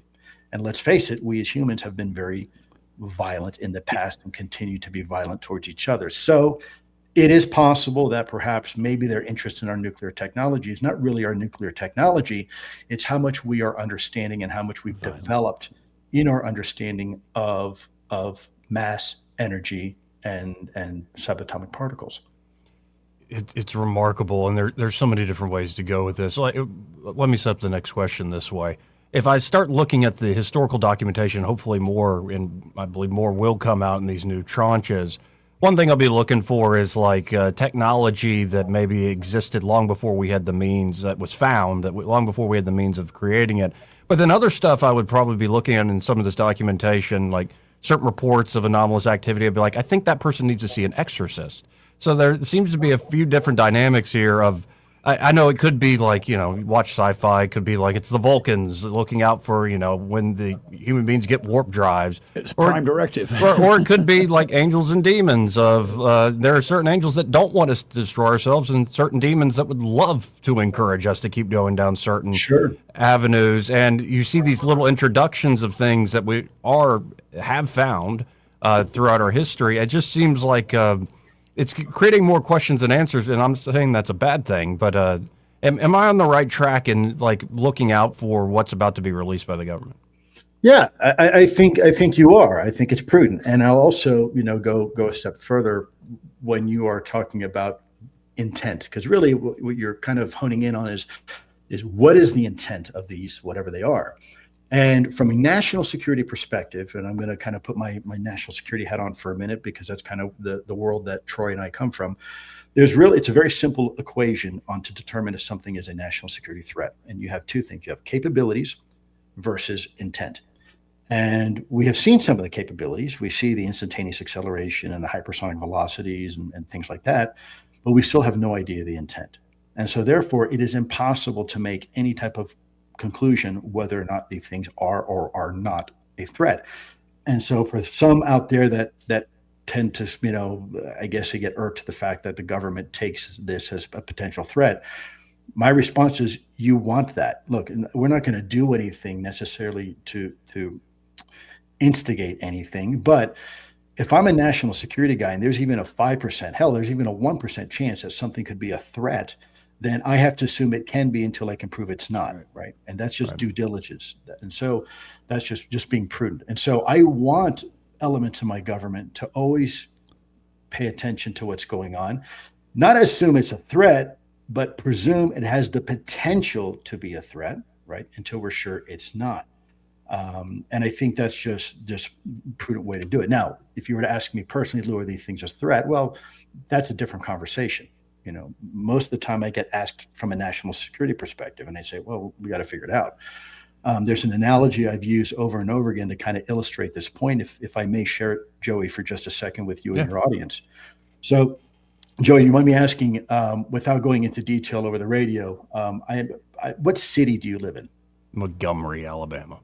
Okay, in Montgomery, which I presume, because obviously it's a big radio station there, and I presume you probably live in a relatively decent neighborhood. Without going into specifics, if I ask you the question, Joey, at night, do you lock your front door at night before you go to bed? I do.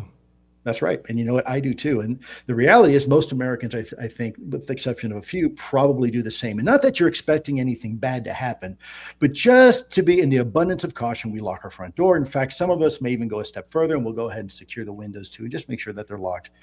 And so let's say one morning you come downstairs to have a nice hot cup of coffee, right?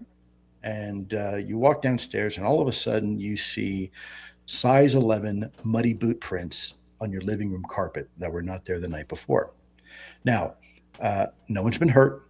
Nothing's out of place. Nothing's been stolen. But despite you locking the door the night before and locking the windows and maybe even turning on your alarm pad inside your house, there are now boot prints in the middle of your living room floor that were not there the previous night. My question to you is that a threat? And my response is, well, it has a potential to be a threat until we figure out whose shoes they are. So we should probably, pay attention to it. Amen. I think that's right on the money. And Troy, you have something? Yeah. I was gonna state that, as I think this through, and we're talking about does life imitate art or does art imitate life? I can't help but think that it's life imitating art in this case because I think of Gene Roddenberry and how visionary he was with some of the concepts and ideas, and now we see them manifest. But I really wanted to say this, Joey, is so you're telling me the U.S. Navy's concerned about transmedium aerial vehicles going in air and then going underwater under carrier strike groups, right? Right. Yeah. I mean, look, the reality is if you have a technology that we don't have, we're sure it's not ours, and we're pretty sure it's not foreign adversarial, then whose is it, right? And it's been able, let's go down the logic trail here for a second, gentlemen, if I may, and for the sake of your audience. Let's just say it's Russian or Chinese, okay? So we've been dealing with this now since the Allies were in World War II, called Foo Fighters, and of course 1947 with Roswell, New Mexico. We've been dealing with this now for decades and decades. You mean to tell me that right at the very end of World War II, there was a country that had a technology to fly? By the way, we had barely broken the sound barrier and we hadn't been to space yet, right? Some country somehow in total secret developed this technology where they can travel at hypersonic speeds, right? Travel in space and travel underwater completely undetected and over our sensitive military installations. And for the past 80 years, the 16 intelligence organizations of our country failed to even identify it once coming from a particular country, right? So if that was the case, that means this would be the greatest intelligence failure in the history of our nation, eclipsing that of even 9/11 by an order of magnitude. Because that means for the last 80 years, someone somewhere has developed a technology in secret and has deployed it multiple times over and over again, and we still have no idea whose technology it is. This might be a strange question, but I'll just be upfront. I've been spending a lot of time in prayer. In particular, I've been reading St. John of the Cross, St. John of Avila, the mystical doctor of the Roman Catholic Church. And one takeaway, without getting too complicated, is when you have a vision or a locution or certain encounters with things that are unusual, a big marker of where it's maybe coming from is how does it make somebody feel, like in an instinctual level, even a way that doesn't make sense to the senses, whether you have a certain certainty out of it or a fear or a lasting feeling. And so I'm wondering if folks who have encountered these things out in the field, actually seen it with their own eyes, have there been any people digging into, like, what did you experience internally? How did this actually make you feel after these encounters? Wow, I think that great could question. get to the question of intent. Yeah, so I think you're right. Look, I'm a deeply spiritual man. I pray every night, get on my hands and knees and pray. And I don't wear my religion on my sleeve, but people know that I'm very much a praying man.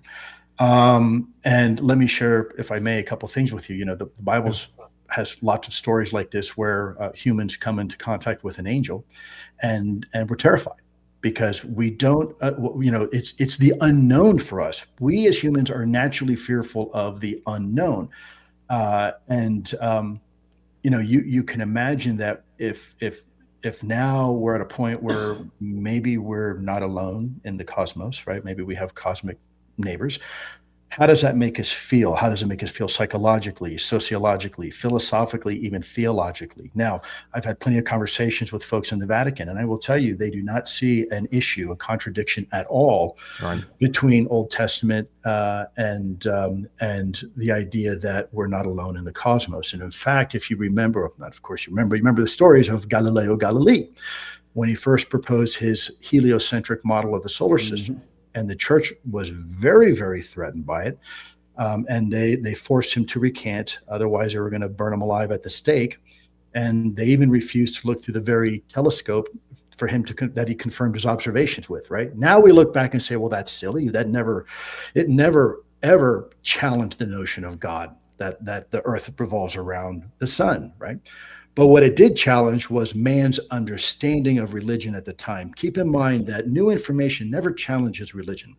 It challenges mankind's understanding of religion. But that's different. That's different than challenging God. This topic doesn't challenge the notion of God whatsoever. And in fact, there was a time where the church would have considered blasphemous if we put limitations on God's providence, meaning we put limitations on what God can and cannot create. So I understand superficially that there may be a rub of this conversation of the topic of UAP as it relates to religion, but a lot of, and most, in fact, religious individuals who I've spoken to include religious leaders and philosophers and persons, clergy and persons of the cloth, they don't see an issue with this. They look at this and say, yep, God's pretty much entitled to do whatever God wants to do. And if this is part of his plan, then it's part of his plan, and we're just going to have to accept it. We as human beings don't do ever very well with new information. If you want to look at case in point, when the conquistadors, during the La Reconquista of the New World, Spain sent their pretty much their army rangers to go to South America, plunder the gold, and leave. But when the Inca first came into contact with the conquistadors, what did they see? Well, they saw this huge boat coming in offshore, and all of a sudden, these knights with metal cladding on coming off on a horseback. And they presumed, because they'd never seen a horse before, that somehow man and horse were one thing. They were a single monster. They didn't understand that, no, it was simply a human being on horseback. That still holds true today. We as human beings have a very hard time looking at new information and A, not being scared, or B, not understanding it. And so there's been many of these paradigm moments in our history, in our life. Another case in point, probably when you were a kid, you remember the old sailor stories about giant kraken out in the ocean and monsters, right? And of course, we laugh about that today, and we're like, oh, come on, that's silly. But you know what? It's true. There are monsters. They're just called the giant squid of the Pacific. They're called great white sharks. They're called blue whales, right? They're not really monsters anymore. They're just part of our new understanding of nature, of our reality. And this may be very much the same thing, where we are now at a point as a species where we have come along, where we're now recognizing that maybe we're not as alone as we thought we were, right? And that there's a whole menagerie, if you will, of God's creatures. Yeah, and I'm definitely in the camp that we need to continue to investigate this, ask these questions, and go where the information leads us. And, there's the whole in the Exodus where Moses is allowed to see God's back, essentially, as God moves past him after God covers him with his hand, and he's allowed to see God's back. And G.K. Chesterton is a great meditation on that, saying perhaps we're just seeing the back of everything in this world. That's not a tree, that's the back of a tree. That's not... So there's this aspect of everything that it's incomprehensible, that's not quite accessible. And so when we do get these glimpses, whether through senses and scientific means or from revelations, as a matter of fact, it's interesting to see the folks that want to shut down the debate or want to have an almost, and I'm sure you've run into this, there's an accusatory scattering spirit that's out there. Sure, absolutely. Absolutely. You know, Joey, you brought up something really interesting about human limitation. There are 5 fundamental senses by which we as humans judge our environment. And for the most part, if you can't touch it, taste it, hear it, smell it, etc., we have no idea it's there. And yet the reality is let's take, for example, human vision.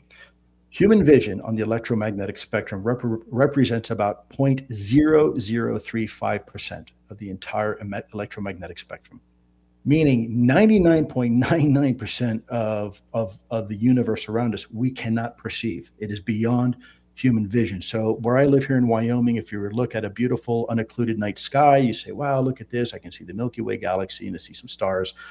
And maybe even Andromeda, the galaxy Andromeda. Now look at that same portion of this night sky with a radio telescope. Even just one, look at it in the infrared spectrum, and you'll see an entirely different reality around you. You will see nebula and clouds and large Magellanic Clouds that remain invisible to us. But yet that is where most of the universe lies. Look at things like dark matter and dark energy, right? This 99% of the universe is completely invisible to us. And yet that is the reality around us. And then you have another issue too. You know, here's some more lessons in hubris. Then you have a scale issue. So not only are we limited by our senses to view just about everything, right?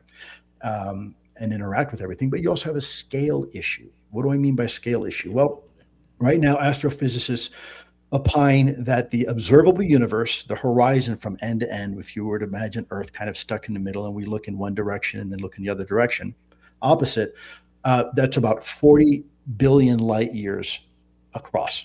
Now, what's a light year? Well, it's the time it takes a photon of light to go 1 year.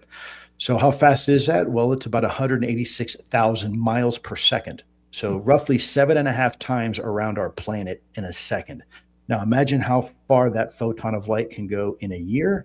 And now imagine how far that photon of light can go in 40 billion years, right? So we're talking an enormous distance, and we as humans are this infinitesimally tiny speck somewhere there. Now, as crazy as that is to ponder, think about an atom, and probably you remember Avogadro's number. But if you look at the size of let's go even smaller than that, to the size of a quark, and you compare a quark size to a human being, that's roughly the same order of magnitude as we are compared to the universe, meaning that quark is almost the same size as to us as we are to the human being. And that is in another entire universe inside every human being. And we can only, as human beings, interact with one order of magnitude up or down, for the most part. Otherwise, simply the universe is either too big or too small for us to even perceive directly. We will never be able to do that. And that's yet where most of the universe, most of the stuff, the matter, the energy of our universe actually resides. It lies beyond our ability and our scale to even perceive it. And it is amazing, too, that from just this phenomenon, it suggests that maybe our categories we thought were pretty solid, like size and scale and so many other things, are just not there, given what we're seeing. Anyway, we're pretty much out of time, Lou, and this flew by, absolutely flew by. If folks, again, want to follow you and especially check out the Persona Non Grata tour, or just keep up on this, any kind of just basic parting tips on, as these new tranches come out, of how to approach this stuff? Yeah, let me give you my word of advice, Lou's advice on how we should deal with this topic. I think we should love our families. I think we need to spend more time with our children. You sit down with your buddy at work and they can tell you who the favorite quarterback is of their team and what their record is, and yet they can't tell you who little Johnny or Jane sits next to in second period math class, right? Or lunch. Love one another. This is going to happen whether we like it or not, and I believe that things happen to the benefit of mankind for the most part. I believe that God has a direct hand in us. And so maybe if we want to understand what's out there a little more, first we need to understand what's in our own hearts a little more. Maybe we need to focus on each other and try to be more kind to one another, try to be more patient, try to give grace to individuals who have harmed us. Take time to tell your children you love them. Take time to tell your spouse you respect them and you love them. That's my word of advice. I know it's probably to a lot of people out there saying, well, one doesn't have to do with the other. Yes, it does. Absolutely, it does. It starts in here. Before you can ever start finding out the answers out there, you need to stop and look in the mirror, and you first need to ask the same questions about yourself. Amen. Beautiful, great advice. I just mentioned the incomprehensibility of God, and yet what does Elijah hear? The still small voice, and that exactly is. Well, amen. We got a quick. Do we have time for a quick joke about aliens? You're gonna like this. You probably have heard it. So there's these two aliens, and one's younger, one's older, and they operate in the Milky Way, and they've been looking at us. They've been watching us. The young one is just now new to the mission. The older one is his mentor, and they sit behind the planets and they view and. They go up and they pull up, and he goes, "Here's what I've been talking about, young one. This is the planet Earth, and we're studying humans." And the young one goes, "Well, are they? How would you define them? Intellectually, are they smart?" He goes, "They have technology, but they're pretty dumb because they're aiming their most powerful weapons at one another." Yep, I've often said if they're looking for intelligent life, they probably need to bypass Earth. Well, thanks, brother. I really appreciate the time, Lynn. Thank you, sir. Anytime, and a great thank you to you and your audience and your production crew. Thank you. Again, folks, Lue Elizondo, always great having him on. We have to hit this break. We'll be right back after this. Want to carry News Talk in your pocket? Download the News Talk 93.1 app from the App Store. Available on iPhone and Android. Never miss a moment. Download now.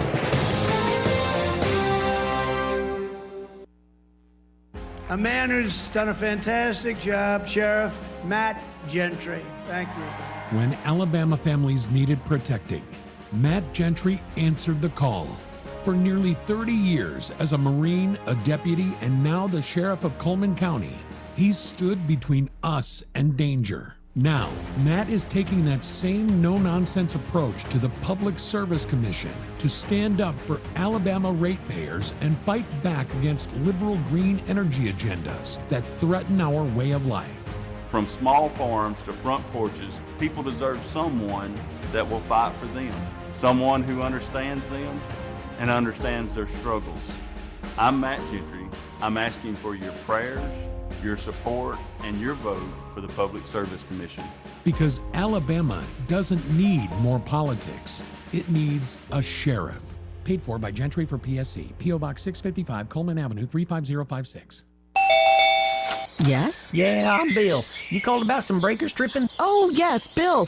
My brother-in-law says you can do almost anything. That's me. Not much I hadn't seen. Do you really want someone who does almost anything in your electric box? Think about that. Because each year, thousands of home fires are caused by faulty wiring. That's why you want a professional, like the electricians at Crosby Electric. Bill, how's it going? Bill, ooh, are you okay? Oh, yeah, well, I didn't really need my eyebrows anyway. At Crosby Electric, all technicians undergo rigorous safety training, as well as background checks, drug testing, and continuing education. Bill, you think maybe I should call a real electrician? No, these little slip-ups happen. Everybody does it. Really? No, not really.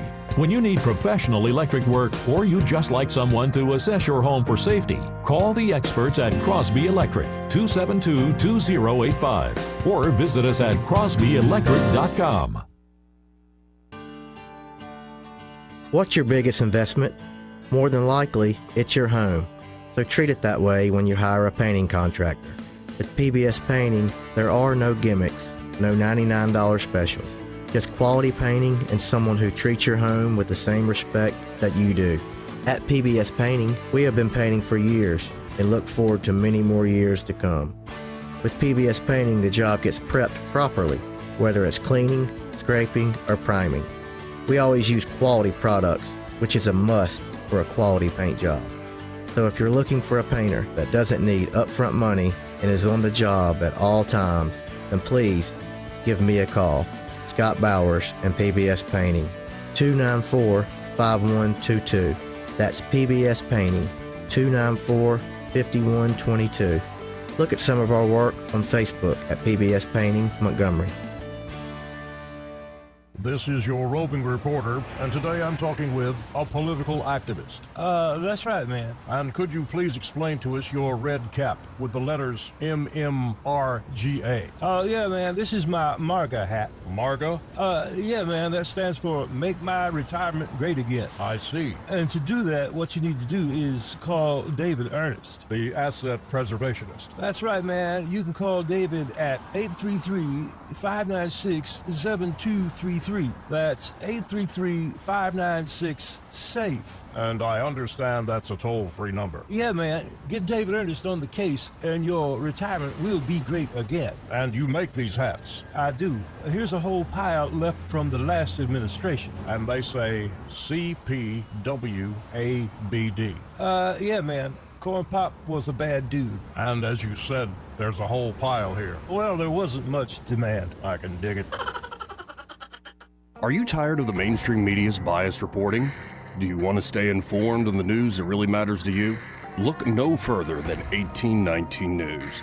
At 1819 News, we bring you the latest in Alabama news, politics, sports, culture, and more. We've assembled a team of journalists with Alabama values dedicated to the truth and the truth alone. Visit us at 1819news.com today. That's 1819news.com. Subscribe to our newsletter. Honest News, Alabama Values.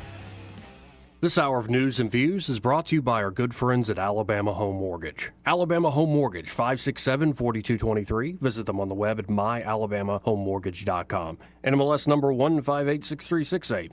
An equal housing lender. Paid for by McGinnis for Alabama, 203 Investment Lane, Summerdale, Alabama, 36580. Hillary! Hillary! I'm really feeling my pain.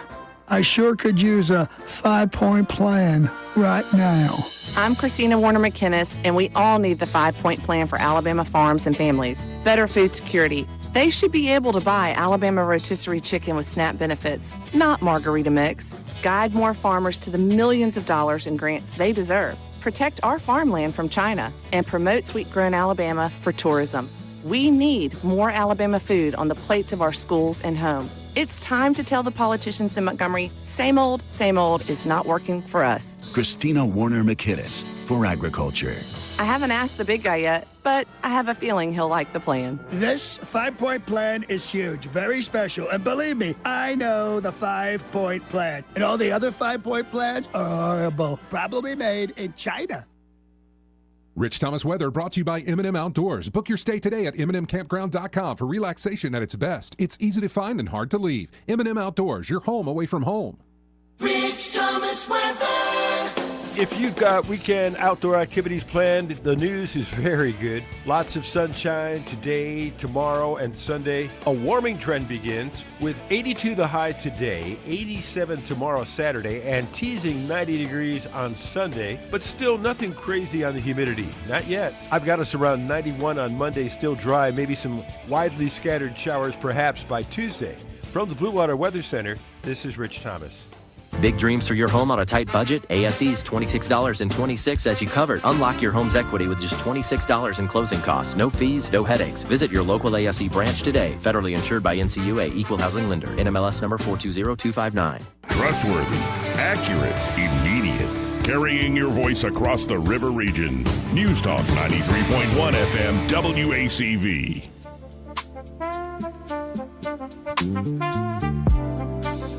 Joey Clark. Welcome back. I'm your host, Joey Clark, and look who's joined the party. Who's here? Eddie Bader. What's up, girl? How y'all doing? All right. How are you doing? I'm great after especially talking to Lue Elizondo there. Out of this world. Yeah, no, and I like what you did there. I wanted to kind of just say I apologize because like this sort of stuff makes me immediately go to the more spiritual realm. Like nothing wrong with that. It brings up the same philosophical, theological questions in a lot of ways. But then what's so cool is it butts up against the military, technological, these sorts of aspects, and like what are the secrets of our political system as well. It's one of those rabbit holes where it's like, man, all sorts of stuff can come out of it. And I think he's always just insightful, always has something, a great way for folks to like understand it, can boil it down, shows he's really thought about the topic. He really does. And so y'all check out the Persona Non Grata tour. Just look up Lue Elizondo. Yeah, especially if y'all are really into this, if y'all are locals, make the trip out to Roswell or out to Dallas and enjoy yourself. Absolutely. Make a vacation of it this summer. And how's that for a vacation? Eh. Well, you don't want to go UAP hunting? I would. There's a couple places I'd like to go do it at, but it'd have to be the coast would have to be involved. We didn't get to talk about the scientists. That would have been interesting. Yeah, we should have talked about I heard you guys touching on that. I was kind of hoping to get a little bit more insight on that. Okay, yeah. Next time. We can Okay, next so time. that, what are we at, 17 now? Yeah, and again, I didn't bring it up because I'm still in that camp of like, well, I have no idea.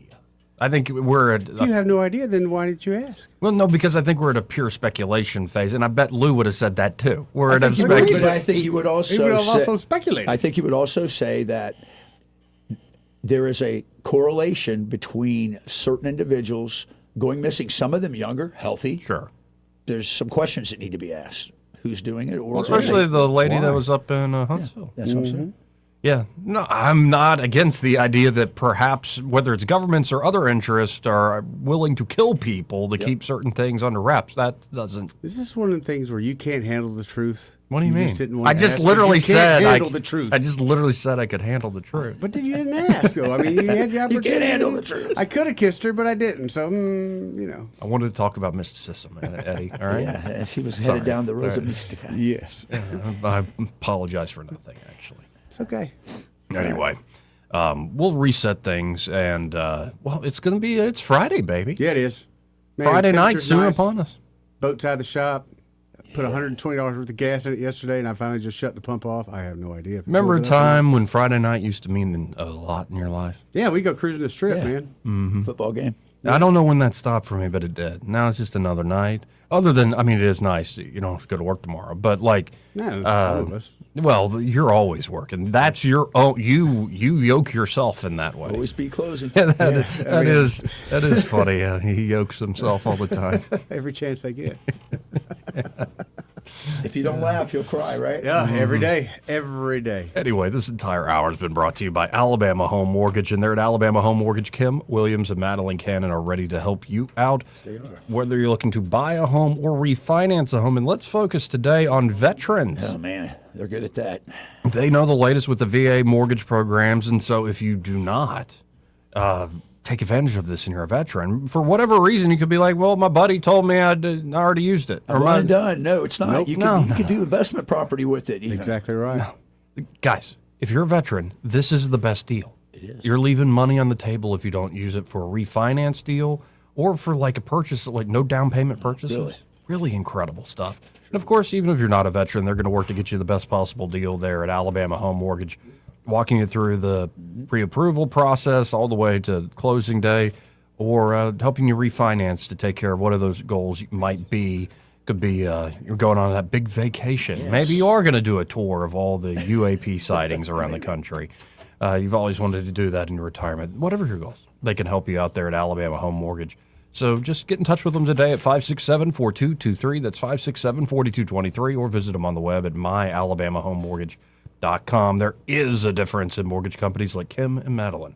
Prove that to you today. NMLS number 1586368 and Equal Housing Lender. He may not know whether he's coming or going, but whether you're going to work or coming home, Greg Budell is there. Mornings, 6 till 9, and afternoons, 3 till 6. Only on News Talk 93.1 FM, WACV. If you're struggling with ED or your performance is down and your belly fat is growing, listen up. You've got one life. Now is the time to act. At Montgomery Men's Health, we're not just healthcare, we're your secret weapon. Don't wait another day. Here's why you need to act right now. Every moment you delay, your condition could worsen. It's not just about sex, it's about your heart, your relationship, your life. Montgomery Men's Health has years of proven results for ED and low T. We've introduced treatments so exclusive, you'll wonder why you waited. Procrastination is the thief of time. When it comes to your sexual health, you can't afford to wait. Join the League of Gentlemen who've walked out of our doors with a swagger. Call Montgomery Men's Health at 334-440-3663 or visit montgomerymenshealth.com. Book your $99 male performance consultation now. Dial 334-440-3663 or visit montgomerymenshealth.com. Montgomery Men's Health, making it happen. Clogged drain? Overflowing septic? Don't panic. Call the experts who've been solving plumbing problems in the river region for more than 50 years. The Tierce family's local Roto-Rooter team specializes in fast drain cleaning, septic repair, and installation. One call and your troubles are on their way down the drain. That's 272-7130 or visit rotorooteralabama.com. Roto-Rooter, always here when you need us. Oh, Roto-Rooter, that's the name. And away go troubles down the drain. Roto-Rooter. All the headlines the mainstream media won't touch. Your News Talk station. News Talk 93.1 FM WACV.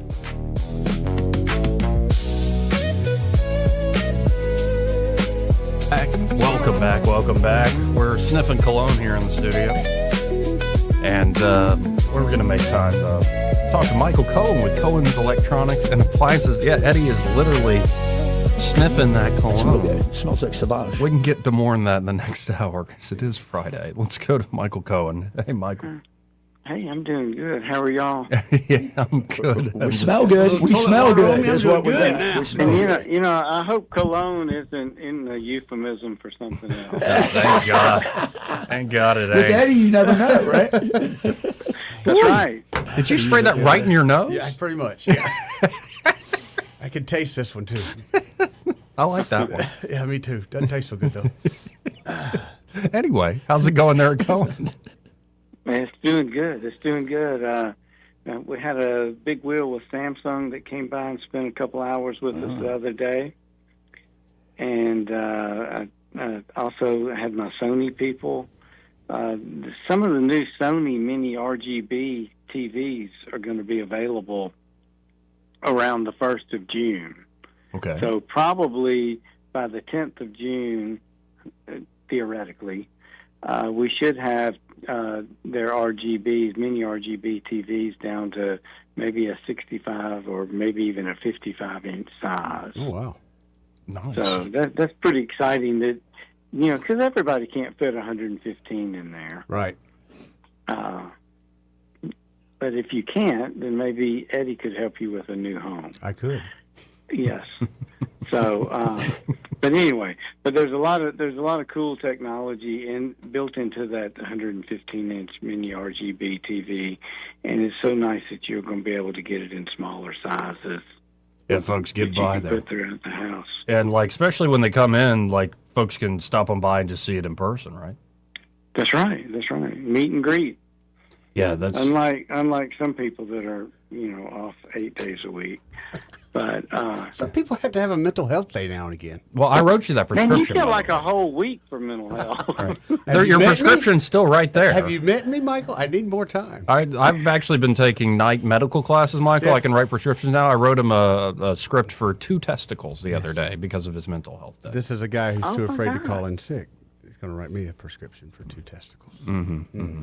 It seems like it's getting very testy over there. Indeed it is.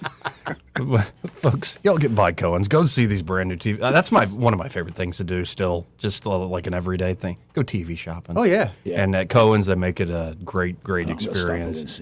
And, of course, you can always find more at thinkcohens.com. But I really do encourage you to stop by 2515 Eastern Boulevard here in Montgomery. Open 9 to 6 Monday through Friday, 9 to 4 on Saturdays. And find Michael and be like, I heard you on that show. I don't know what they were doing in there, what they were huffing in there, but I'm here. It's a good day to listen. That's right. That's right.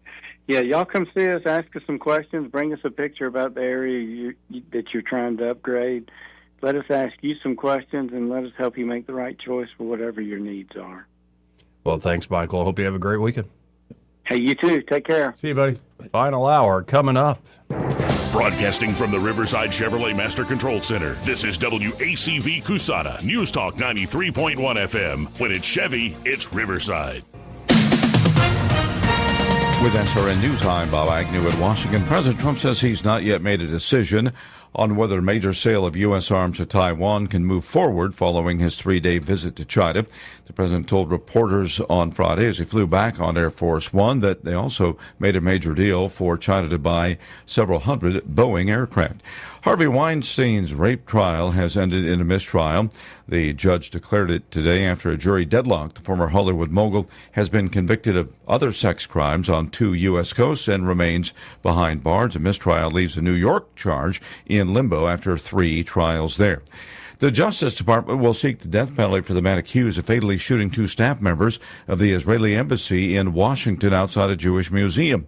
Prosecutors disclosed the decision in a court filing today. Looking to Wall Street, oil prices have been higher, and that tends to drive stock prices lower. The Dow down 459 points. This is SRN News.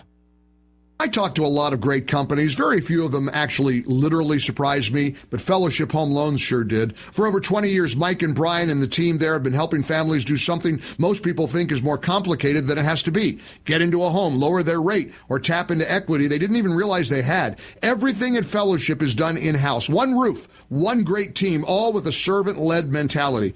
From your first phone call to closing, you're going to get people who know you by name. They'll know your situation. They treat you like family. They're also offering a free mortgage checkup right now. Don't miss out. Rates are lower now than if you purchased or refinanced your home in the last few years. Many Fellowship customers are saving hundreds of dollars a month when refinancing, and there are no payments for 2 months. Go to fellowshiphomeloans.com/Mike G, fellowshiphomeloans.com/Mike G, or call 800-510-MIKE, 800-510-6453. Fellowship Home Loans, mortgage lending by the book. Nationwide Mortgage Bankers, DBA Fellowship Home Loans, Equal Housing Lender, NMLS number 8193. The Rich Thomas Weather Network, brought to you by Montgomery Paint and Body. From little fender benders to total body repair, MPB will fix it good as new, maybe better. For 4 decades, the Turner family has been getting you back on the road. Call 279-7325.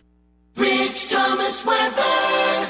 If you've got weekend outdoor activities planned, the news is very good. Lots of sunshine today, tomorrow, and Sunday. A warming trend begins with 82 the high today, 87 tomorrow, Saturday, and teasing 90 degrees on Sunday, but still nothing crazy on the humidity. Not yet. I've got us around 91 on Monday, still dry, maybe some widely scattered showers perhaps by Tuesday.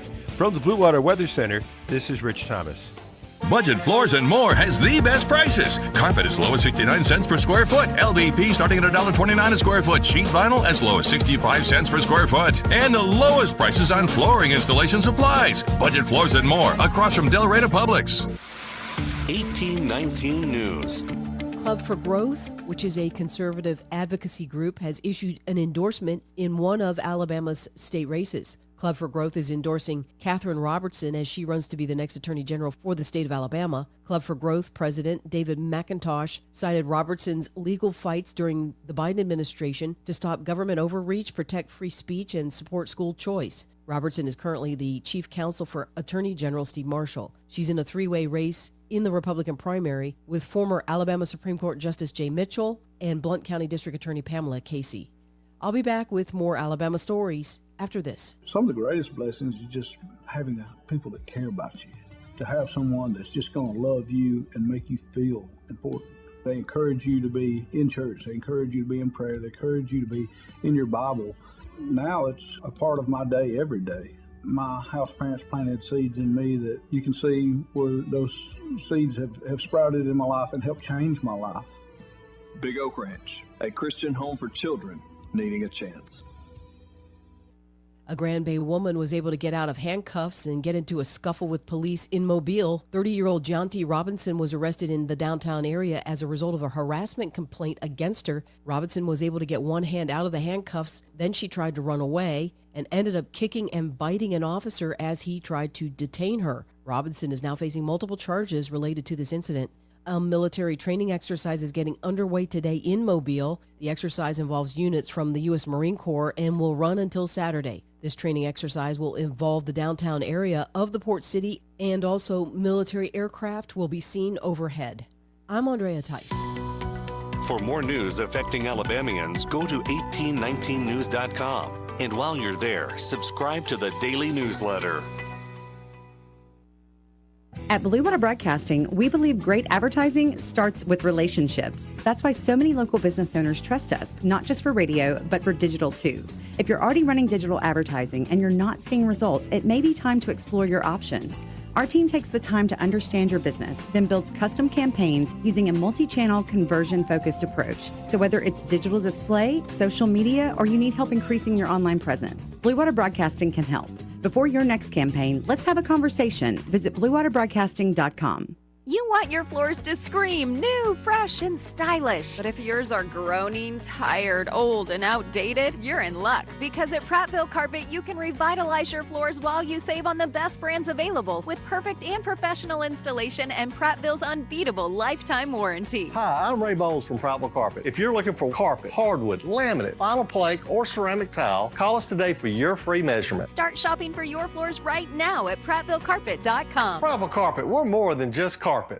This hour of News and Views is brought to you by our good friends at Cole Plumbing, 279-8919. Cole Plumbing is number one in the number two business. You don't have to dig a hole. They have proprietary pipelining technology. Ask them about their tankless water heaters. Remember, when you have trouble with your bowl, call on Cole. Do you suffer every time you try to wear good-looking shoes, but you don't want to wear ugly shoes just because they're comfortable? The Good Feet store wants to help you wear heels, boots, and dress shoes again in comfort. We're located at 7341 East Chase Parkway in the shops at East Chase. Now hiring. The views and opinions of the following program are solely those of the host and other contributors. These do not necessarily represent those of Liberty Acquisitions 825, Blue Water Broadcasting, its management, staff, or any advertisers.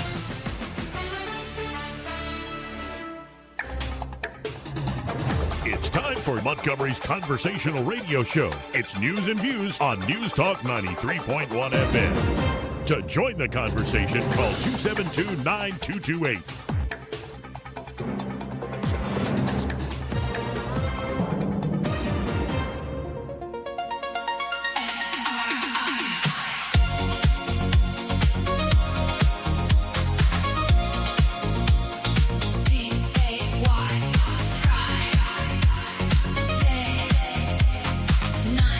Is cocaine a stronger up?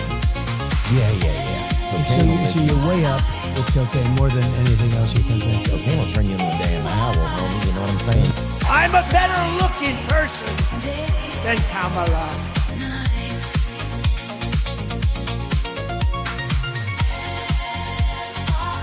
Welcome back. It's almost Friday night. Get ready to go to the club. Get some ready. Yep. Yeah, this place right now, this studio smells, I like it actually. Smells delicious. Smells like Arabia. All right, it really does. Hey, dude, tonight, no women. Just dancing. Friday, Friday night. Welcome back into the program, folks. Yeah, I was riding down the road listening to an instrumental I'd made. I'm like, It, baby. Anyway, where to go next? Yeah, well, we could go to the Democrats. Oh, what you got there? Good. Yeah, but well, they think they've got like they're ready to go. Like Hakeem Jeffries is. Well, let me give you a little sample. Please do, because I got nothing. Yeah, Hakeem was talking big the other day. You're a big talker. And he seems dogged and like we're coming after y'all. We're gonna win the House back, and we're coming after Trump and all this stuff, especially because this is the greatest assault on things since like Jim Crow. Oh, here we go. Yeah, so let's listen in to the minority leader in the House of Representatives, Democratic Congressman Hakeem Jeffries.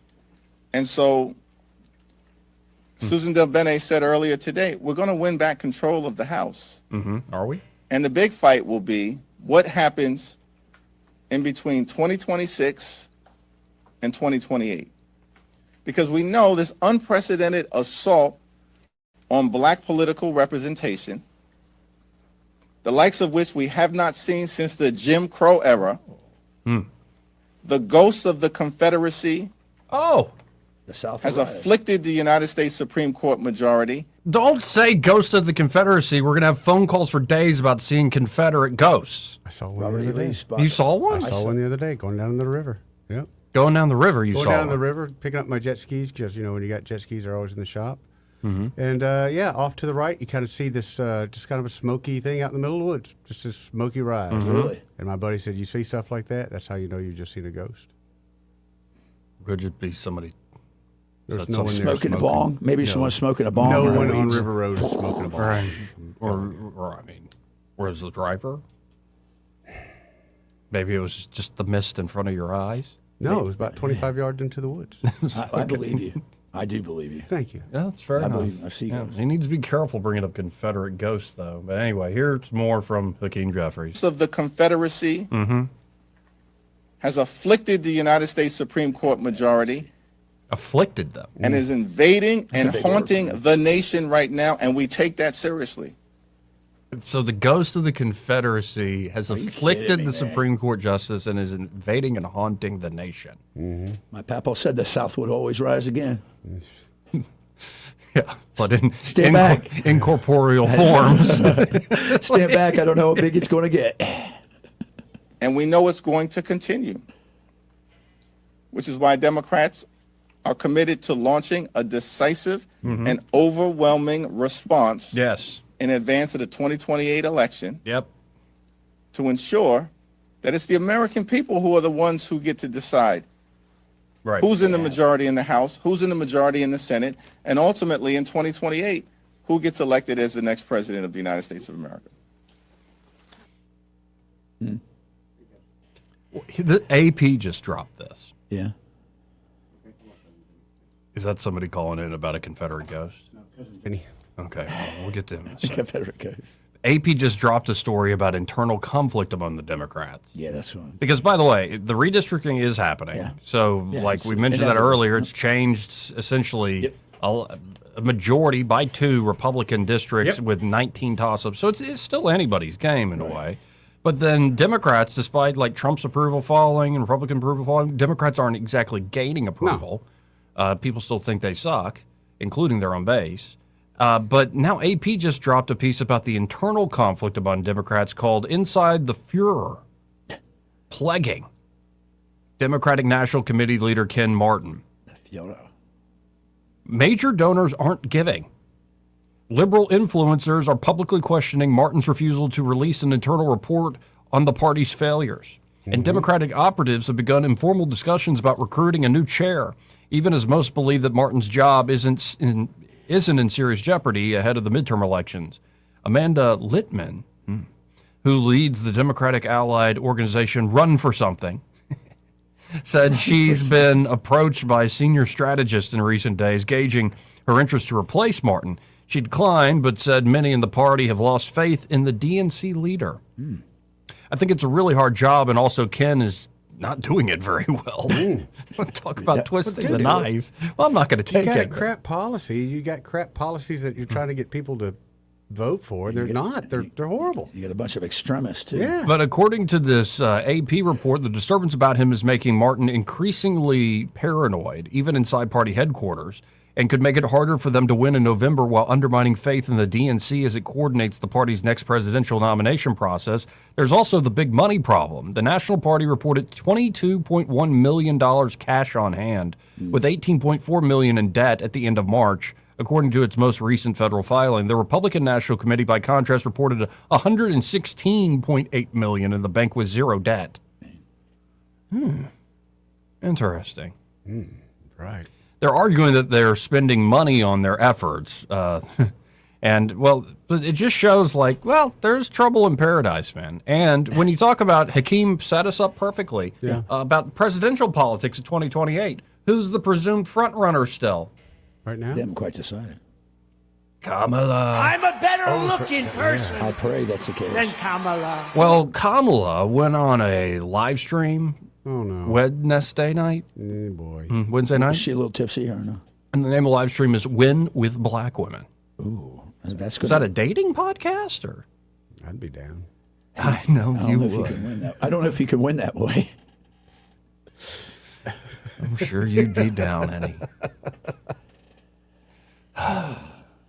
Anyway, on this podcast, the Win with Black Women podcast, Harris said that Democrats need to have an expanded playbook and need to consider radical positions ahead of the 2026 midterm elections, including abolishing the Electoral College and packing the Supreme Court. Okay. Because it has to be obvious now that we've lost our institutional grip on power. Right. So we now need to do overt institutional changes to get back our power because, you know, we tried the healthcare pitch and we kind of screwed the pooch there and really just helped out the big insurance companies with Obamacare. That was kind of the plan. They are a ship without a captain. They are rudderless, and they're bankrupt morally. And the thing is, did you hear what he said? He goes, "We take it seriously, and we're going to have a show of force." Basically, you guys can't even figure on anything amongst your own party on anything. I don't get it. Look, this is a moment where there are no bad ideas. The good idea fairies. No bad idea brainstorm. I love those meetings. Is what I'd like to call it, said Harris. I hate those. And I could bring that standstill in a hurry. In that no bad ideas brainstorm, we talk about what we need to do and think about doing around the Electoral College. We talk about the idea of Supreme Court reform, which includes expanding the Supreme Court. We invite a conversation about multi-member districts. Multi-member districts. Interesting. How much you figure they're paying her just to kind of hold on? Just She's stay a until we find She's just a placeholder for now. Just Yeah, stay possibly. here for now. She also said we should consider statehood for Puerto Rico. Good Lord. Puerto Rico. We've got to neutralize red states from cheating, including blue states expanding their maps. We've got to fight fire with fire. They're playing to win. Yeah, for the first time in a generation or two. What do you think Puerto Rico would be if it became a state? It would be very much a blue state. Yeah. Why else would she want? Yeah, no, that's of course Puerto why. Rico to become a state. Yeah, and D.C. to become a state, too. Oh, but of course. Let's just add senators and see, if you can't win, like the way things are set, you just change the rules of the game. That's exactly what you do. Right. And by the way, all this is fair. Like, for all this talk of, like, you're rigging it, no, you're the one rigging the game and all this stuff, it's like, maybe everybody could grow up and be like, this is actually how the system works. Well, you know, after the stolen election idea, I think it woke up a lot of people in the country and said, "This is how long has this been going on? To what degree? To what level?" And the answer is a lot everywhere. And but after Harris went on the Win with Black Women emergency call, "All Roads Lead to the South," that was the name of the episode. All roads lead to the South. Hell, don't make it sound awesome. New York City Councilwoman Vicky Palladino slammed Harris's rhetoric, accusing her of using the language of civil war. Language of civil Democrats have declared the entire electoral process illegitimate because they sometimes lose elections, said Vicky Palladino, who I have no idea who she is. They are prepared to torch the entire country in order to neutralize red states. This is the language of civil war. Senator Mike Lee quipped, well, maybe a few bad ideas. Kamala Harris doesn't think it is a bad idea to destroy our constitutional republic, posted Tom Fitton, president of Judicial Watch, and radio host Eric Erickson. He's still around. Is he still around? Good for Eric. If a Republican were to say these things, the press would excoriate them. But when a Democrat does it, the press treats it as legitimate because the press is on the same side. Yep. Yeah, of course. Anything that goes against Democrat desires is cheating and must be stopped. Or perhaps, again, this is the way the system works. The Republicans should play to win. The Democrats should play to win. Yep. And as we're talking about these big structural things to help us win, maybe we could also advance ideas. Perhaps. That would be novel. That'd be nice. That would be novel. Idea. Yeah, but the problem is like the average American voter can be swayed not by his intellect, but by his gut. That's right. And who to hate. It's powerful stuff. And in the case of most of our population here in the state of Alabama, believing R by your name means that you are truly a classical constitutional Republican. No, you're not. You're Democrat. No. Not in this day and age. We're not there yet. So I spoke to the Admiral. He's on his way back from D.C. He met with Barry Moore yesterday. Yeah. He met with Shamari Figure's group. Yeah. He met with Tommy Tuberville's group.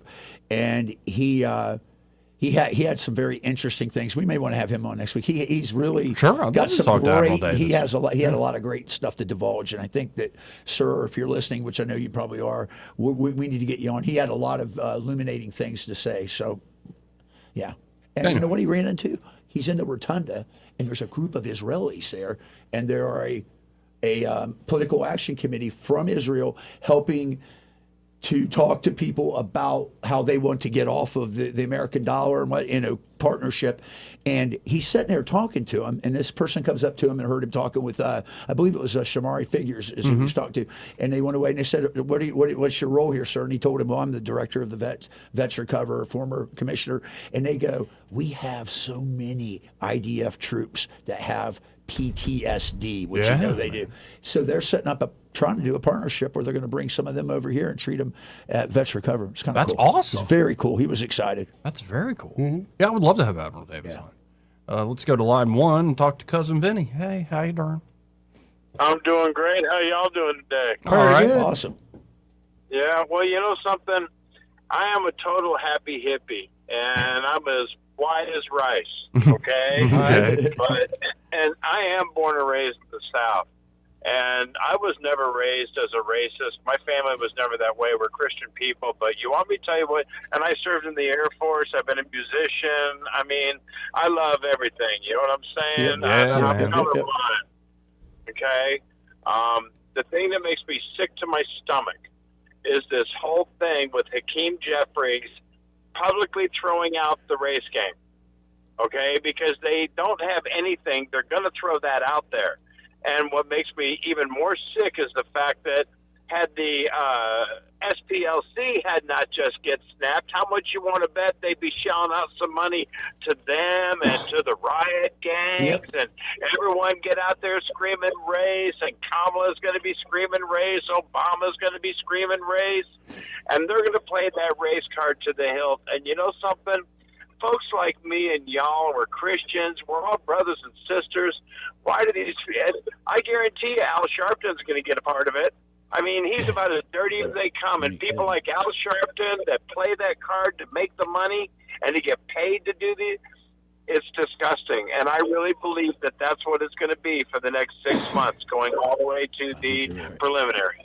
Yeah, no, and because it's their golden calf, they can't give up worship on it. Yeah, and I don't know. I'd almost be willing to bet you had SPLC not get just recently snapped, I'd be willing to bet you they would have a piece of that pie. Oh, of course. And they'd be diving in with that. Yeah, you know they would. And it's just so disgusting, man. But anyway, I just want to put in my 2 cents worth. That was good. More than worth 2 cents, but I appreciate it, man. Thanks, y'all take care. Thanks, buddy. No, I get the frustration. I was expressing that frustration on Monday. You heard me. I heard you. Yeah, it's a little sad. So the question is, as I always say, I had a commander who said, don't complain about things unless you've got a better solution. So what are we going to do about it? It's a question. What are we going to do? Well, what are they going to do about it? I was going to say, I think that they're going to probably slice their own throat if they continue down this path. And I have a sense that there's got to be somebody who's kind of like a Joe Rogan lip. Yeah. Or like another popular comedian podcast, Tim Dillon. Like somebody that has tapped into that zeitgeist, which is very popular right now. Very much so. Like the whole Jeffrey Epstein joke Shane Gillis told at the roast to Kevin Hart against Chelsea Handler. But that mentality, go read online comments. Look at what's in particular happened to like the Daily Wire and where the energy is in the culture. And it doesn't necessarily mean it will always go Republicans' way. So I have to believe there is somebody who is charismatic, who can get the financial backing, who's going to run far away from the over-the-top socialist language, and is going to run essentially a cool campaign and do essentially what Trump did to the Republican Party, to the Democrats. Hope so. Now, do we want to hope for that? I don't know. But I think that's what's probably coming, is for all this talk of Gavin Newsom and Kamala or AOC and all this stuff. It's like, no, I think there's going to be somebody who's like, I'm tired of this crap. I hope you're right. And we're going to have some fun here. And we're going to get back to like a sort of common sense America. Basics. And that is a thing. I think Americans are still very much that 90s liberal live and let live in a lot of ways. It's kind of the culture. And that was still something that it's still dominant in many ways. Where people have gotten tired of that is where it's gone to this woke skulled, very aggressive, very in your face. Yeah. And like you're an awful bad person on the wrong side of history if you dare question us on the sex changes for the kids. Like, it's like, what are you even talking about? Seriously, what are you talking about? It's disgusting. So I don't know. We'll see where they go with it all. But I look at the current crop and I'm like, good luck going up against Marco Rubio or J.D. Vance. Really. Amen. Seriously. Yeah. After playing both Rubio and Vance the last few days, like, good luck going up against those guys. You get ate alive. Heck, Ron DeSantis coming back. No. You remember how they did DeSantis dirty, the Trump team? They did. And it wasn't that dirty. It was just funny. Where they talked about how he had lifts in his boots. Yeah. No, I don't. And then you see them because you see these folks in like certain settings. You're like, they're comfortable in their own at their own press conferences behind the governor's desk and stuff. And then you see him on that debate stage, and you're like, he is kind of a little guy. Like, and stuff like that matters. I'm sorry, it does in these campaigns. Little Marco. 272-9228. 334-272-9228. Oh, Lord, nah. What? Nah, Craig Monger's got a story. Nah, Craig! I already spoke on this. I spoke on this in November. Okay. What did I say? It's a shame that even though Katie Britt's pretty good at this politics thing, she'll never be president. Well, now you got the New York Times speculating on her running in 2026. She'll never be president. I mean, we haven't even elected a dude from Alabama yet. Ooh, we get maybe based upon what I see at Goat Hill, the women might be able to lead here better than the women. Well, we get a woman governor or a woman president from Alabama before Alabama gets the lotto. Ooh. No, I mean, you know, I'm saying she'll never be president because it's a spur to her to become president. But it would be if she pulled that off. That would be like, I don't even care about ideology at that point. That would be entertaining to watch somebody. You would vote for from just Enterprise. For the entertainment purposes? Yes. I'm so proud of you, Joe. So proud of you right now. It would be kind of incredible to watch somebody from Enterprise, Alabama, become the first. Okay, well, hold on. You find It'd that be awesome. entertaining, but you won't give Jermaine Brown a vote for governor because that won't be entertaining? Tuesday night's twerk night at the governor's mansion. Yeah, but then he's doing stuff where he's got like an apple in his mouth and stuff. I don't know. Probably got power to baby oil out back too. There, yeah, like I don't want ditty parties over there at the governor's mansion. They got some baby oil there. Do we got a pool? And plus, I'd like him better if he just dropped the pastor thing. Like, just be you, man. That's who he is. Yeah, I guess. That's who he is. It's amazing. Father Guido Sarducci, you never run to him. And like, tell if me you gotta want to drop just it. commit all sorts of public sins, just put Reverend in front of your name. Bishop. I love when they do the bishop and not thing. like a proper bishop. No, not at all. Right. Like I got it out of a cereal box. I went online, now I can marry I'm a people. Unitarian minister. Right. Unitarian. Yeah. The bishop. I love that. I'm like, this guy came and speak. No, for the entertainment factor, I mean, I think it would be a lot more fun to watch Jermaine Brown than Doug Jones do his sad boomer stuff. I can't believe the amount of people that are taking Jamel seriously or thinking that people are taking him He's seriously. putting out those poll numbers, which I'm wondering who's writing those polls. Come on, man. Somebody with a computer sitting at home. Come on, man. No, but apparently, I got on this because Craig Monger just wrote this up. Alabama's own U.S. Senator Katie Britt was recently featured in the New York Times, an article there speculating that she was on a relatively long list of possible candidates for president after the term-limited Donald Trump leaves office. The piece was admittedly speculative, listing prominent governors, senators, House members, media figures, and other politicians in Trump's orbit. The New York Times mentioned Britt alongside prominent Republican senators, including Ted Cruz. No. Yeah, you think he's got a shot? He's probably going to run again. He ain't got a chance. After this whole spat with Tucker. And there's always people like who want Tucker to run for president. And I'm like, I don't know. I don't know if Tucker's I think both Cruz and Carlson have gored one another so much that it's like, I don't think that's so. Ted Cruz looks like a pelican, man. He's like, he's got that little chin thing going on. Tim Scott. Yeah, maybe. Too sexy. Right said Fred. It's not going to be Tim Scott. Rick Scott. It's not going to be Rick Scott. Probably not. However, Britt's face was the center of the piece's headline. Well, she has a prettier face than any of the other ones. And the piece noted that she was well liked by Mr. Trump and the party's donors. It was speculated earlier this year after a CNN report that Trump and Britt were at odds, allegedly due to the senator's criticism of a social media post Trump had made and then deleted. Britt's team shot down those claims. Regardless of any perceived riff, Britt was recently seen standing behind Trump during a bill signing, exchanging pleasantries. Yes, she did. I hope she always remains loyal to me so I can continue to support her. that was the ultimate don't disappoint me. Hold on. Who bowed down and kissed whose ring? Trump kissed her ring. Okay. Yeah. Let's not forget that was another one I wrote. Yeah. Mm-hmm. No, because the initial thought was Clark Griswold. Yeah, kiss my ass. Yeah. Yeah, but I thought ring was a little Ring more was appropriate better, than kissing of especially that time of year. behinds. But yeah, as Trump said, I hope she always remains loyal to me so I can continue to support her, which is a hilarious thing to say. That's great. Like, that's definitely a backhanded little barb. Oh, it and then definitely was. she just said back, you've got it.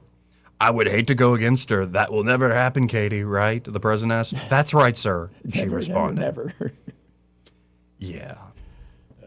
No, I started thinking about this when I'm like, why am I seeing an ad for her during Thanksgiving football? Yeah, she's.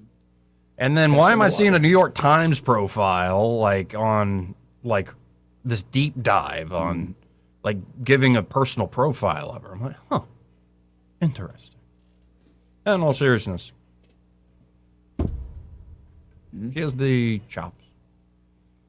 Maybe not, if I'm being blunt. The State of the Union response was a huge, huge crap at the bed moment. It was. But, Rubio had the same thing. Remember when he had to reach for the water because he was parched? I do. So there's always, sometimes you can just make a big splash, you get into the American imagination, and then in a few years the country changes, the zeitgeist changes, and you're right there. Because anybody that wins this, obviously it takes a lot of talent, effort, and intention. There's a lot of destiny involved in this crap. There's no doubt about it. Like the Trump stuff, you look back on it, you're like, this can't just be human. There's something else going on here that seems, I don't know if it's divine or what it is. I'm not going as far as that lady pastor. Don't do that. Does the prophecy Don't stuff. do that. She's Don't do that. Crazy. Anyway, that cracks She's me a up, witch. I don't know if she's a witch. Well, she's making prognostications like the Oracle of Delphi. Yeah, and then that is a little much. That is a much. By the way, that bomb story we did yesterday about the IED found? It's like the top leading thing at 1819. Yeah. Somebody said, we live in a different kind of world now after a bomb found below dam in Mobile's only water supply. I'm like, so I spoke to a person that works for the police department there and was very knowledgeable on the way in. And Miss Fleetwood, and she told me that they're speculating it may have been there for a while because it had been closed. And they're looking at some other things. But let's be honest, water is probably one of the best ways to weaponize as infrastructure. It really is. Yep. And not surprising, actually. So we'll see. But you would think on infrastructure like that, they'd have a camera. Yeah, they should. I mean, they should. In fact, there was it Birmingham? There was another place where they stored one, and they did have the cameras, and they saw somebody stumble in and pee into the big tank, and they had to dump it all. They literally had to dump it all. Millions of gallons, but hey, one drunk guy peeing in it, and the water's got to go.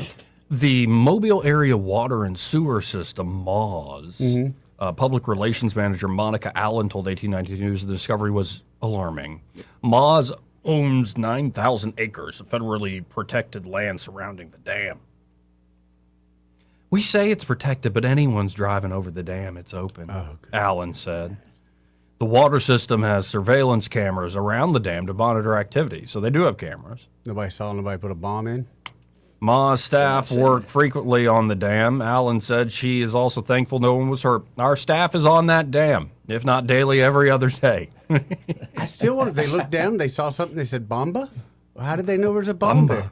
They did it in Turkey. They write Bomba on the box. They do. I thought that write Bomba. For a second, I thought that was a Super Mario reference. It's an odd trait, but they do that. That's back when they used to give you warnings. That's right. Yeah, so did the cameras not record? What I'm wondering. Or did it something that flowed up, or is it just something that got pulled into it slowly but surely? And yeah, what are the tributaries into this thing? Yeah. I'm just curious. Maybe it just went down river. Why did you look right there to see if there was a bomb there? Yeah, why did you look down there?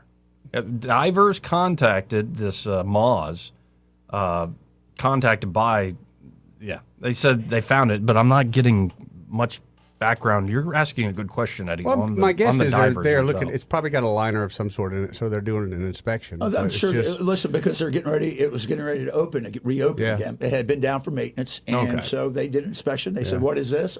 Don't look good." It's just By the way, have we heard anything about maintenance at Montgomery Whitewater? no. I told you they're not going to reopen. Dude, we can take our skateboards down there. You don't need to be skateboarding. If I'm going to do it one more last time, I would like to do it down there. One more last time. I would advise none of us in this room try to go skateboarding on flat ground, let alone Great. Guess what I'm doing this huge weekend? canals. Don't even do one of those Wii boards or whatever you try. I got yeah, my you son gotta one of be them. It's pretty cool. Pretty fun. Did you try it? Oh yeah. Got Yeah. the bruises on my butt to prove it. Yeah, you did. I thought so. Bet you I did. thought so. Okay, here's a story from 1819 News that at least caught my eye, maybe not other people's, but a proposal to shoot stray dogs with a .22 caliber rifle has been causing an uproar in Sylacauga.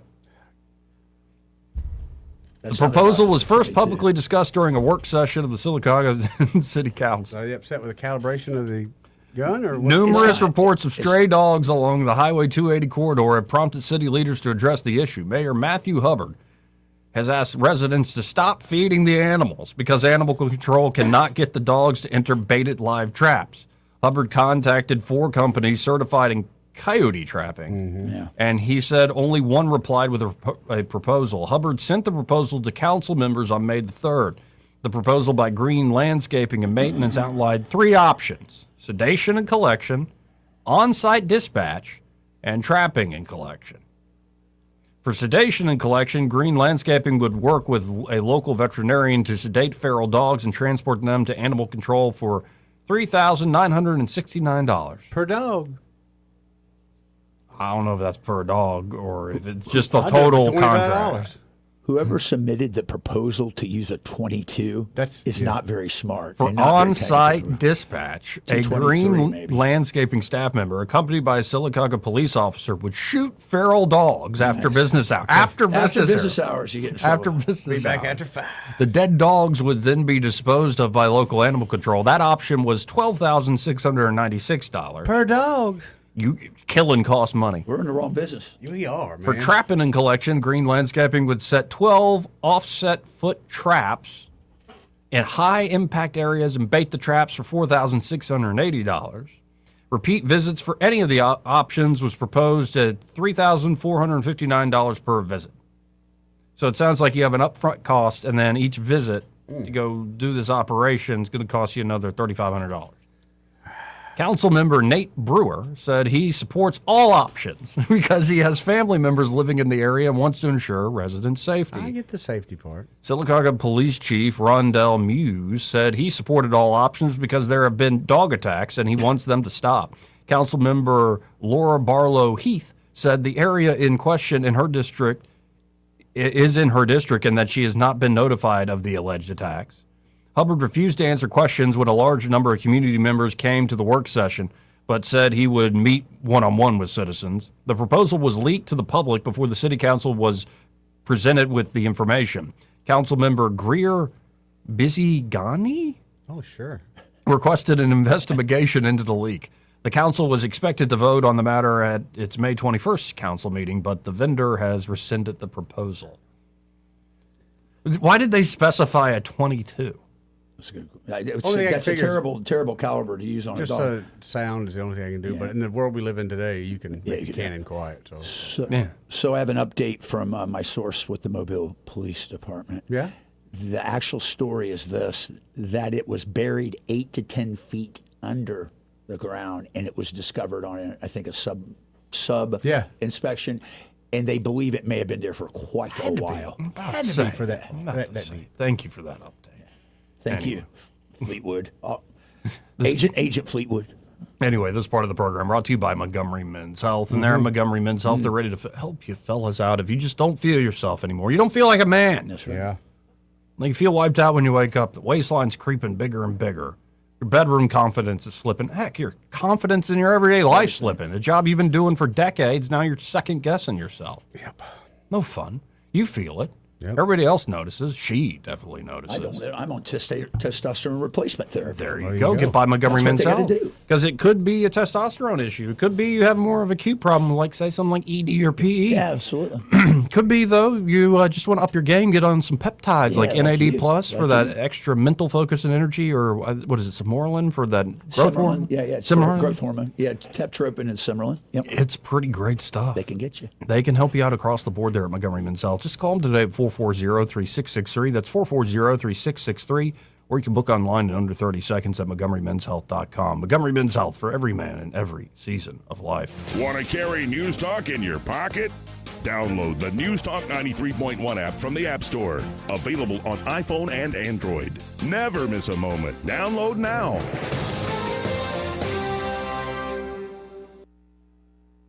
"2026 marks 60 years that hope has had a home in Alabama. At the Alabama Sheriff's Youth Ranches, children who've lost everything through no fault of their own have found something priceless. A safe place to live, a loving Christian family, and the chance to simply be kids again. Here, boys and girls grow up surrounded by care, guidance, and faith, learning right from wrong, learning responsibility, learning they are valued and that their lives have purpose.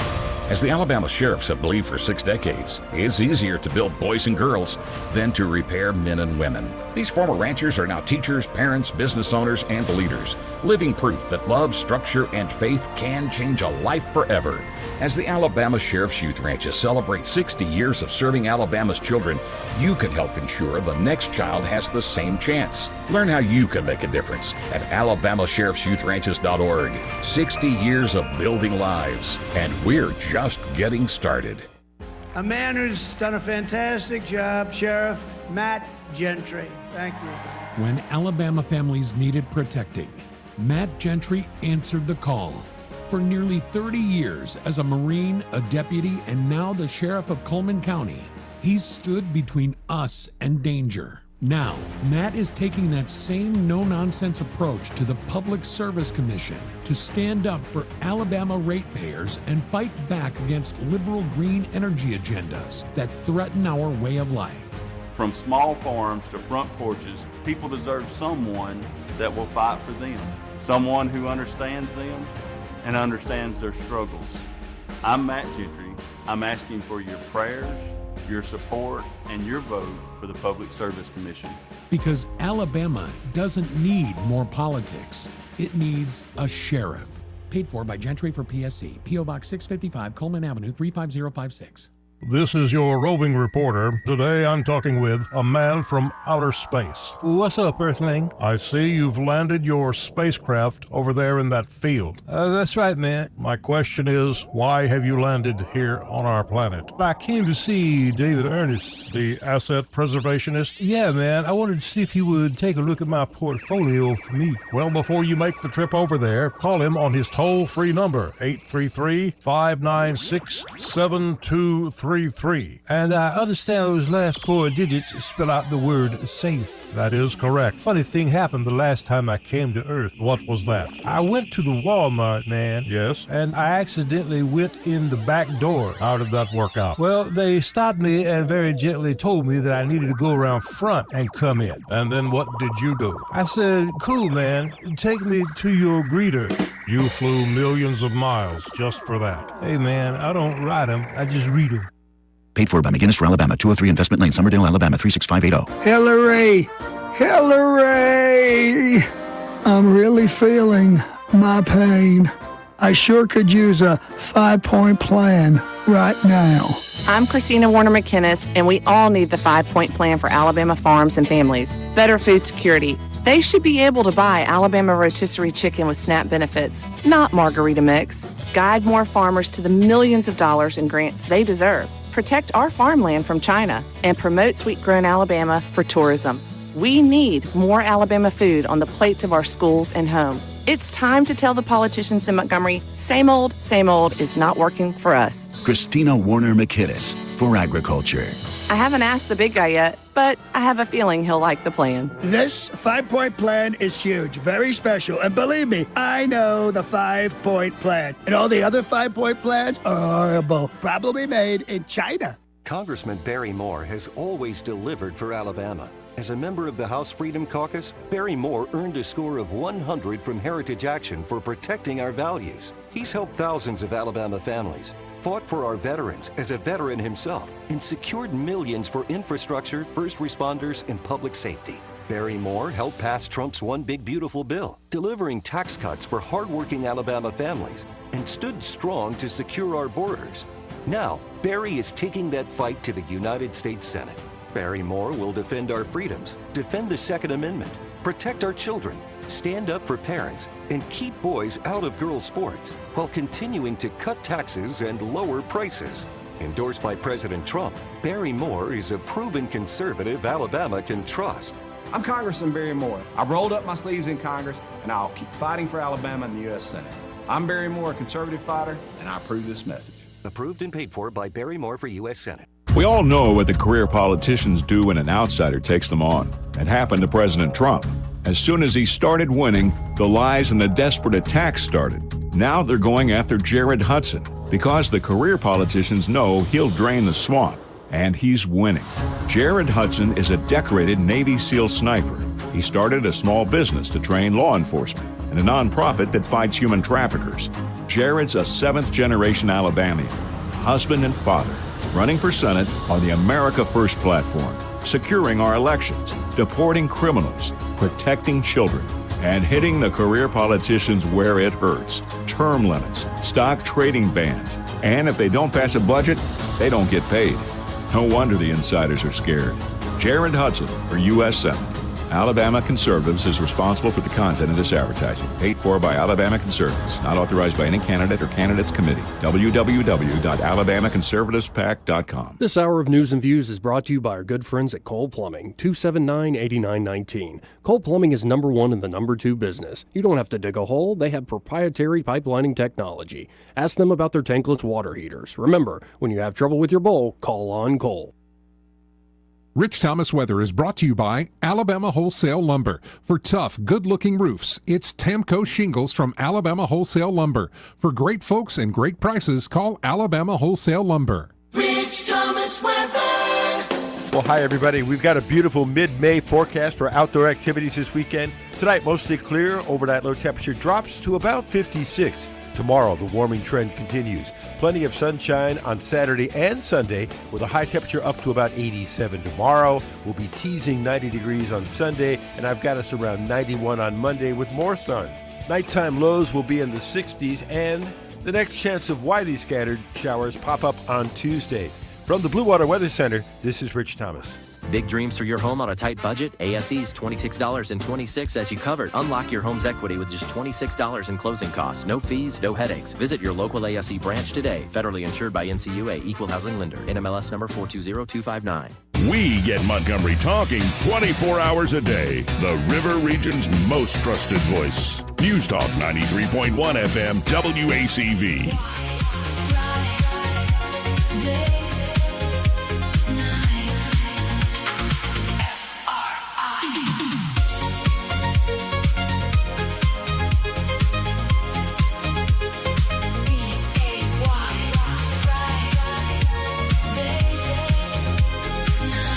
Oh, crap. The cameras are on. Let's go to Papa B. And we also have Clark. We got to be fast, gentlemen. I'm sorry. I got talking too much.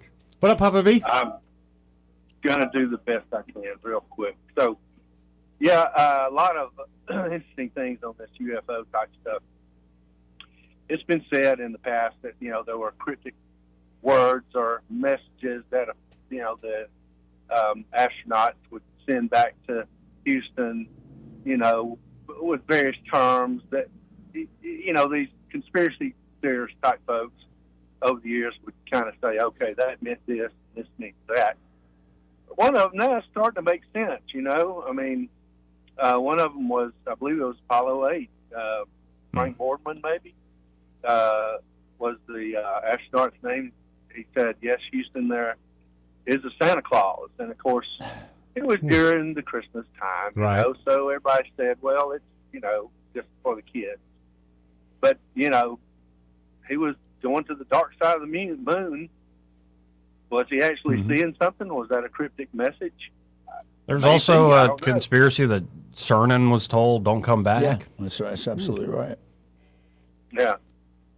Well, tell me about that real quick. I don't know all the deep details, but it's like essentially he encountered a voice like that told him like y'all don't come back. Yep. Like don't come back here. Like a warning. No kidding. Yeah. Oh, wow. Okay. Now, if that could just be completely made up, but that's a story floating around the internet. Yeah, well, you know. I like it. Who knows what's true and not Sure. right I'll go now. with You know, a lot of stuff flying around. A lot of stuff hitting the fan. Yep. A lot of spaghetti on the wall, as they say. So, you know, real interesting kind of stuff to talk about, though. I will say one other thing. There was a meteor, I believe, that impacted the moon, and they said, I've heard, that it rang like a bell and did so for hours on end. Yeah, there was a vibration. Yeah, I've heard that too. It kind of, they, you know, so because this hollow moon theory, Yeah. BS, I don't know, but it kind of makes me wonder if the moon is not just like a giant geode or something. That possible. The Death geode Star. is for folks that's, you know, smooth on the outside, but it's all crystal on the inside. The crystals are so pretty. It's the Death Star. We haven't drilled very deep into the moon, have we? No. He likes it when I talk You'll sweet. find out sooner or later. I sure do appreciate y'all letting me call. Hey, thank you, Papa B. Thanks, Papa B. Got to hit another break. We'll be right back. He may not know whether he's coming or going, but whether you're going to work or coming home, Greg Budell is there. Mornings 6 till 9 and afternoons 3 till 6. Only on News Talk 93.1 FM WACV.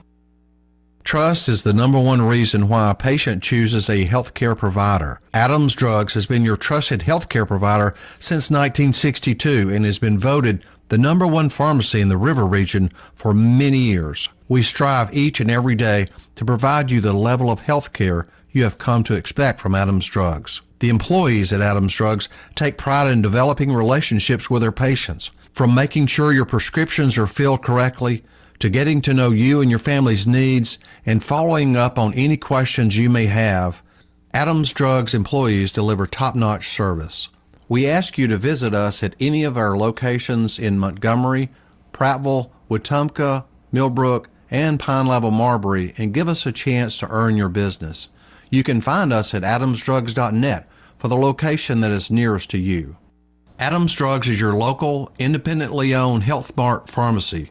Health Mart, taking the time to listen and care. For too long, Alabama's statewide news companies have shamed us for our conservative Christian values. Alabama deserves a news company that cherishes our culture, a company that isn't bought and paid for by the powers that be. 1819 News is that company. Run by Alabamians for Alabamians, 1819 News celebrates what is good and beautiful about our state, while exposing those who work against our values in secret. Just go to 1819news.com to learn more. Subscribe to our newsletter. That's 1819news.com. Hi, I'm Carl Schmidt, naturopath and owner of the Herb Shop Wellness Center at 8161 Vaughan Road. You know, with over 30 years experience in natural wellness, I've seen countless health fads come and go. A few years ago, we added a patented technology that actually activates your stem cells. It reverses the aging process at the cellular level. However, you do need proper hydration and targeted nutrition. At the Herb Shop, our advanced scanning and testing technology allows us to accurately assess your nutritional needs and get a customized plan for you. Come in today and see what the Herb Shop can do for you. This hour of News and Views is brought to you by our good friends at Cole Plumbing, 279-8919. Cole Plumbing is number one in the number two business. You don't have to dig a hole. They have proprietary pipelining technology. Ask them about their tankless water heaters. Remember, when you have trouble with your bowl, call on Cole. If it concerns your community, you'll hear about it on News Talk 93.1. News Talk 93.1 FM WACV.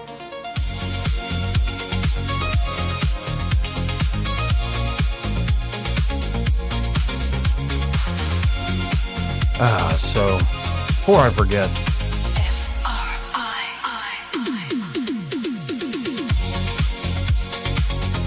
this part of the program brought to you by Ray Bowles there at Prattville Carpet. Now, he's been away a little bit and having fun, I think. I feel like he's working on his dance moves. I think he's being a good granddad. I think so too. So if he's working on his dance moves, I approve. Might have a dance off with him soon. AI's going to your head, son. Anyway, Prattville Carpet. They can help you. They can help you with carpet. They can even cut a new area rug for you. They can. They could lay down traditional hardwood. Or say you've got this 900 square foot garage you don't know what to do with. We can lay the epoxy floor down and make it a disco parlor. And it's even hard to describe that because there's so many different ways you could lay down epoxy flooring. So many different finishes. It's so many different things you can think of. You can come up with your own custom. There's a million different things you can look up, but one of the best ones I saw, it looks like outer space. It just looks so And you can clean up cool. vomit. You can clean up beer. Oh, yeah, it's you right on can clean top. up anything. It don't matter. Yeah. And then maybe you want to redo the kitchen or the bathroom. Need some ceramic tile. action. They can help you out. Free estimates too. Yep. Yeah, free in-home measurement and estimate. So you just call them up at 285-8117. They'll come out and do that free in-home measurement. You pick out what product you want to lay down, then they'll get you the price, get it done, just that simple. So y'all check out Prattville Carpet today. Again, that number 285-8117, and be sure to tell them that Joey, Eddie, and Troy, those fellas on the radio, sent you. Did we learn anything today? I think we learned some stuff. I did. I learned a lot. That Hakeem Jeffries is talking out of his butt. Yeah, we definitely learned that. We contemplated how the mystical theological ties up into the weird sci-fi scientific with cool. Lue. Yeah. That was good. I enjoyed that. We learned that they got stray dog problems out on 280 near Sylacauga. They got bad solutions. Yeah. Getting a landscaping company to be mercenaries. Katie Britt for president. Yeah, the New York Times is putting her front and center. And I keep saying she's never going to be president. Like, we haven't even elected a guy from Alabama president. Oh my God. Just stop trying to make fetch happen. That's how much we're ready for a woman. Yeah, I think so. Yeah, I was telling them off air, maybe we are in the time of the judges. Very well, maybe. Check out Deborah. Yeah, and beware of the lady in the tent with the tent spike. Giles? Yeah, she is vengeful. Lay down. You must be tired. I am safe in here. I am tired. Now that I think of you, I'll just take a nap here. That's right. I am so tired. It's like, and your husband was friends with me, right? It's like, yeah, sure he was. He was wonderful. He was your slave. Go to sleep. Anyway. We're out of here.